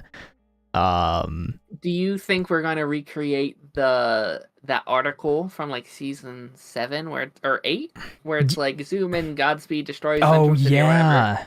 Maybe. I mean, I know that was in the Still Force. I feel like that was our foreshadowing to this, possibly. Maybe. But I don't know. I'm just excited to see them back, and it's cool to see also that they have that they're not wearing the cowls here either. Yeah, that's cool. So yeah, I know especially I think back in what was it, the 100th episode, when Zoom came back the first time, he was masked quite a bit. I think Teddy Sears was really there for a day probably. Yeah. But it's cool that he's actually obviously he was there the entire time, and they're all there ready to fight Barry. Remind me, what was Godspeed's motivation? I'm trying to think what he what was his deal? I forget. I mean, he was from the future, and he pretended he had amnesia, even though he really didn't. And I think the fact was he was not actually connected to the Speed Force, and he needed Barry to give him that connection to give him it. But if he gave him that connection to the Speed Force to give him his memories back, then he'd remember that he was actually August Hart and that he was, all this craziness. So he's literally just Zoom. yeah, pretty much Zoom, but instead of being from another Earth, he's from the future. Okay. I wonder if we'll use the clones here. I think from set pictures, we do see the Godspeed clones. Okay. So I believe they will be there. And then the final screenshot or promo image from this episode is just a, Team Flash standing around here. I'm assuming this is Keone saying goodbye to everyone as she's going to leave. Maybe this is where we get to see her bring Caitlyn back. Caitlyn, yeah, that's a large room. I could see them having room for the Frost sisters. Yeah, like maybe she's like, all right, one last gift. I'll like, do like I did with creating Chillblain back from dust, is just, take a couple pieces of hair. This piece of hair is Caitlyn. This piece of hair is Frost. We'll just remake them right here. So sure. I'm thinking that at least we'll get Caitlyn back in this final episode. I think so. I think when you have a character that's literally like the goddess of life or whatever, I don't think it really would make sense, because like she's using that vessel unless she like gives it back or whatever. I don't know. It's fine. Because I mean, as long as she's there. Yeah, I mean, because this is Caitlyn's body still. Like it still is her. It's just Kion's consciousness, mind. Sure. So, Caitlyn's consciousness is somewhere, I guess. Maybe still in that machine, or just floating around somewhere, and maybe, just hanging out. Just hanging around. I do think you could do this story with just Caitlyn. Like, I think you could have just made Caitlyn a god. Like, yeah, I mean, would it have been as ridiculous as it is that she just has all these crazy powers? Yes. But I would have much rather them just kept her around, because, again, she's an original member of Team Flash. And also, it could have, like, Caitlyn never really finished her arc, I guess. Like, her whole thing is she's always been sad. Like, she's had a miserable life. So I could almost see a cool kind of end story for her, is like, well, all this pain and all this suffering has led to you, like, getting to this point where you can become a god and you can, like, make a difference. But you had to go through all of this pain and suffering first. And I think that would have been a fun little story. But I don't know. Yeah. And I think that just about does it for all of those the promo images and everything like that. I have one last thing here from Entertainment Weekly pulled up. That kind of coincides with the end of the show, obviously. And that is this little video here of Grant kind of packing up everything. This was obviously not in canon or anything, but it's just a nice little, nod to over the years. You get to see the old, like, test suit helmet and everything like that. He picks up the ring, takes the ring, like, he puts it in, got the ring right there. He puts it in his pocket, take it home with him and everything like that. You see the suit. I don't have the music playing for it, but you got this, the sad Flash music, and then the box says "Gone in a Flash," and he's walking away. And I don't know, this was emotional. Yeah, no, man. I mean, shout out to Grant Gustin, man, because, like, obviously we talked about some of our complaints throughout the show's history and our issues, but the issues were never Grant. Like, every episode he brought his A game. Every single one. He's never. There's never been a scene where I was like, oh, Grant Gustin could have done better this week. No, he killed it every time. And I think that's hard to do on some of these shows when maybe your scripts aren't always the best, or maybe your dialogue could be better. Like, I think he always does a good job. And I legitimately think when you have Grant, like, when you have Barry do Barry, it's usually always good. It's usually stuff around Barry that I think could use work. Oh yeah. So shout out to him again. I hope he does amazing. Like, I know he wants to do some Broadway and stuff. I know he's a big fan of that. But, like, selfishly, I hope he gets more roles. I hope he gets I'd love to see him in, like, an HBO TV show or, like, an Amazon Prime something where he really gets to flesh out his creative acting talents, because he's so good. Yeah, no, he has been, obviously, as the lead of the show, has been, carrying the show in a lot of regards, and I think it's been great to see him grow and progress as an actor as well. It's so funny, like, looking back at a lot of that early stuff. He's so young when you first see him over on Arrow and everything like that, and he has just progressed so much. He has done so many great emotional scenes, and has just embodied the character of Barry Allen and the Flash for the last 10 years at this point. And I also want to say, sorry. No, go ahead. I also want to say, obviously we didn't listen to the audio, but Grant, like, screaming at Chillblain in the trailer, I'm so excited. Like, it's so, like it's so weird to say, but like angry and upset Barry is my favorite Barry, just because it brings out something in Grant Gustin, and I love it every time. Yeah, no, I mean, I think this final episode will give him all the chances to just shine in every way possible and just kind of solidify this legacy that he's created. And, you know, I know he's said this on a lot of these interviews and stuff like that. Like, he'll always be, you know, synonymous with Barry Allen, with the Flash, and that this will, you know, follow him for the rest of his career and in the best way possible.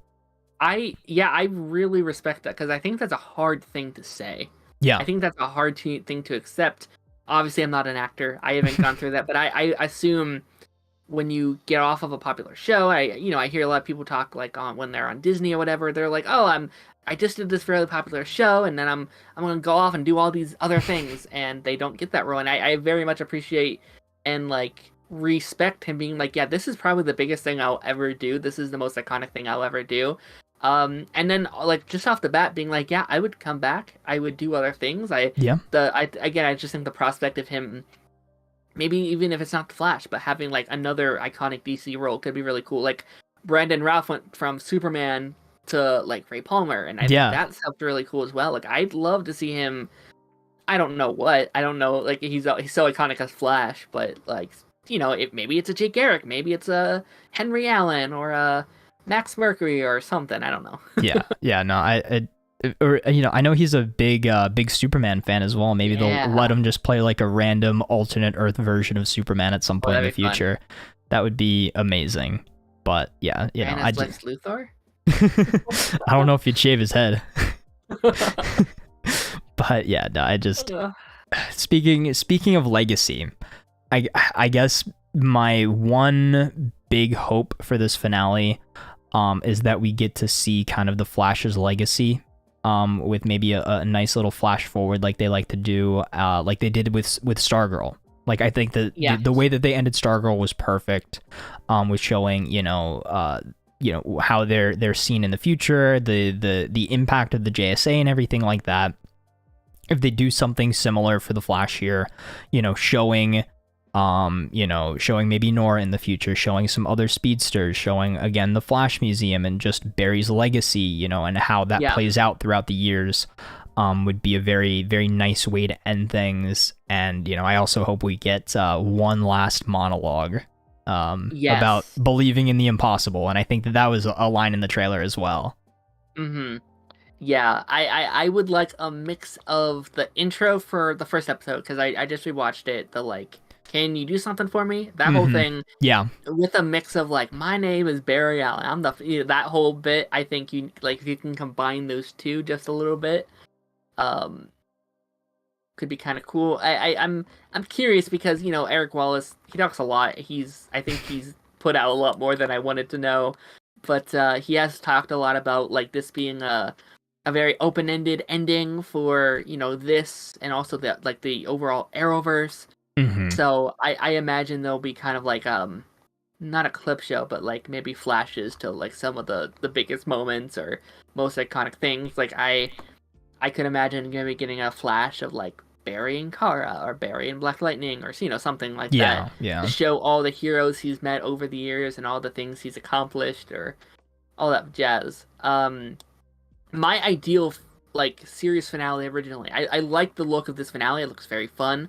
But my original like pitch for it was like it took place in the future. Like it's literally Barry passing the mantle onto Bart and Nora. And then you have like Thawne come back one final time to be like, I'm gonna get you.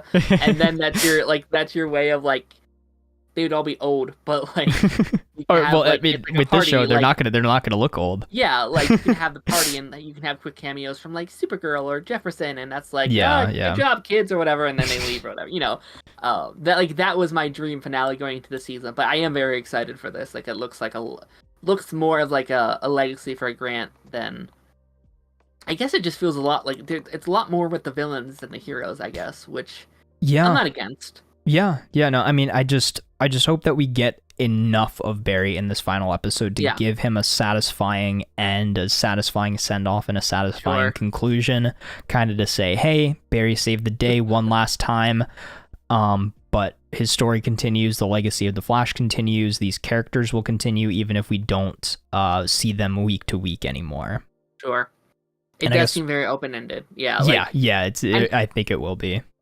And I know, like, I'd be curious because, like, Eric Willis, I sometimes wish he would shut it just a little bit, but like he talked about, like, oh, there's always a chance I can come back and we can do more, and it's like, let it rest, like let it be a finale. Like it feels like he's very much like with this, and also him talking to like Todd about like Superman and Lois. Like it feels very much like he's not done either, which I get it. Like I'm not like I haven't accepted it either, but right.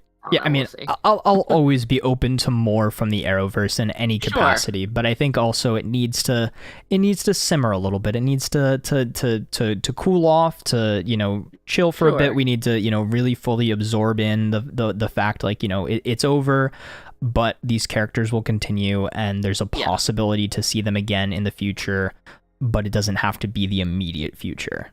Yeah, I mean, like, ideally, this wouldn't be the end. Like, ideally, you would just, like I said earlier, like, new shows would pop up to, like, replace the ones that ended. But, like, I mentioned this on Twitter, there is something really fitting about The Flash being the final show, because it really was the show that, like, Arrow started the universe, but The Flash, Arrow created the universe, but Flash started it, I guess. Yeah. Like it's the one that did crossovers and introduced all the characters to one each other, and they did multiverse, and they did, like, if it wasn't for Flash, a lot of this just would not have happened. Like, it would have just been Arrow probably, and maybe it would have got another spin, maybe it would have got a Roy Harper spinoff or something, but it would have been very different, and it would not be as like a big of a deal as it still is today, I don't think. Oh yeah, I mean, the Flash's legacy as a show, as a character, will always be, just something incredible, I think. Yeah. And I mean, I think also one final question, I think, but going into this finale is, what do you think the fate of Eddie is going to be? I know a lot of people don't like the fact that he's kind of ending as a villain when he was, a hero for all this time. Obviously he's being corrupted by the negative Speed Force and everything. Do you think he will get a satisfying resolution, get some closure? Will he end off as just another speedster villain, or will he get some sort of redemption in the end and kind of be sent off in a very satisfying way? Yeah, I feel Eric Wallace's style has definitely been very like always happy endings and very positive vibes. I don't think I would not be shocked if we pull a Mark and like he like, I don't want to say kills himself, but like he like overcharges and he dies, and then somehow Keown's like revamps him or whatever, and she comes back to life without all the negative juju and stuff like that. And you know what? I'll be honest, I've thought about this in the past on how I think that could have been cool for the Flash. Obviously, if this was not the final season, if this was, just another season, I think it could have been cool to see like him come back to the show full time. If this was like a season 7 or 8 as a character like coming back. Yeah. I think that's always a cool thing when shows do, where it's like, okay, how do we go back to the basics? How do we bring more life into the show? Well, let's bring back an older character that was loved and didn't get as much to do. I think it could have been really cool to see like Eddie as a big part of the show again in the back half once characters like Cisco and stuff leave. I think that could have been cool. But no, I think this character will end the show alive, and maybe I guess you can't do it because of the timeline, but like maybe he takes Joe's job as like the not director, but like a captain or something. Like maybe that could be cool. Like he progresses in the police force or something. I don't know. Well, I mean, future Captain Corber did get eaten up by that singularity, so I guess there is an open position for him. Yeah, I'm so interested about the future, like, because Eddie just being here now should affect the future, right? Like, the timeline is in shambles. Yeah, I'm a little confused about what that all means. Like, yeah, I feel like that should erase these characters. I don't know. It's fine. It's whatever. But I mean, I think just overall, very, very excited going into this. It's a bittersweet ending. but we knew it was coming. We've only got a couple more days left, but I think I have faith that we're gonna stick the landing here. It's gonna be a satisfying conclusion, and it'll be a great send off for these characters. And is there anything else that you're kind of like really looking forward to in this final episode? Anything else that you really hope happens? Just anything else about this before we wrap things up here? Oh, I mean, like, I'd love that Cisco cameo. I would love that. And, you know, of course, any cameo I could get, I'd love. But no, I just hope it ends on a high note. Like, I need it. Like, this is the end of the entire Arrowverse. I need there to be a satisfying ending, because I didn't love Arrow's final season. I thought it was good. I didn't love it, and I did think that slightly tarnished my vision of the show. And that might happen to Flash too, I'm not sure. But I hope their finale is good enough for when I look back on the show, I can be like, yeah, that was a good show. I want to think about all the good things and not the, I wish they did this better type thing. So I hope they make the landing. I hope they like a Supergirl. Like, I didn't like the final season of Supergirl, but I loved their final episode. Like, I thought their final episode was really good. Yeah, so I hope it's like that for me. Yeah. I mean, I feel the same way. I just, if this is a satisfying finale, and I know it's hard for some shows to stick the landing in the finale, but from the trailer, from everything that they've set up, it seems like it's going to honor the past and kind of, you know, make us hopeful for the future and everything like that. So I think just as long as they don't do anything too crazy, it'll be a very satisfying ending. We're getting to see these villains one last time. You know, we're gonna have some, you know, old characters returning, new faces, whatever happens. You know, I think it's going to be, you know, a satisfying end, or at least I can only hope that it'll be a satisfying end, and I'm very, very excited for you know, whatever happens come Wednesday night. Sure.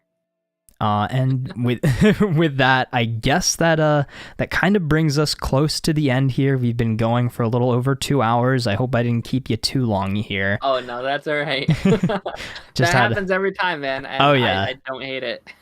I had so much fun just, you know, talking our memories from the Flash, talking about, you know, this finale and everything like that. And speaking of the finale, I know you have something very special planned for the finale. Did you want to plug that to everyone here? Yeah, no, I mean, you know, over the course of this season, especially, I've been, you know, streaming right after these episodes airs. And this week, yeah, we'll be having a little bit of a celebration about 15-20 minutes right after the episode airs on Wednesday. Obviously, I have a lot of cool guests. We got you know, Tazz, and then we got like Tactless Rhyme, and we have Lance from over the like Drums Nation. We got a whole bunch of people popping in, and hopefully, like, right now I've invited about 8 or so people.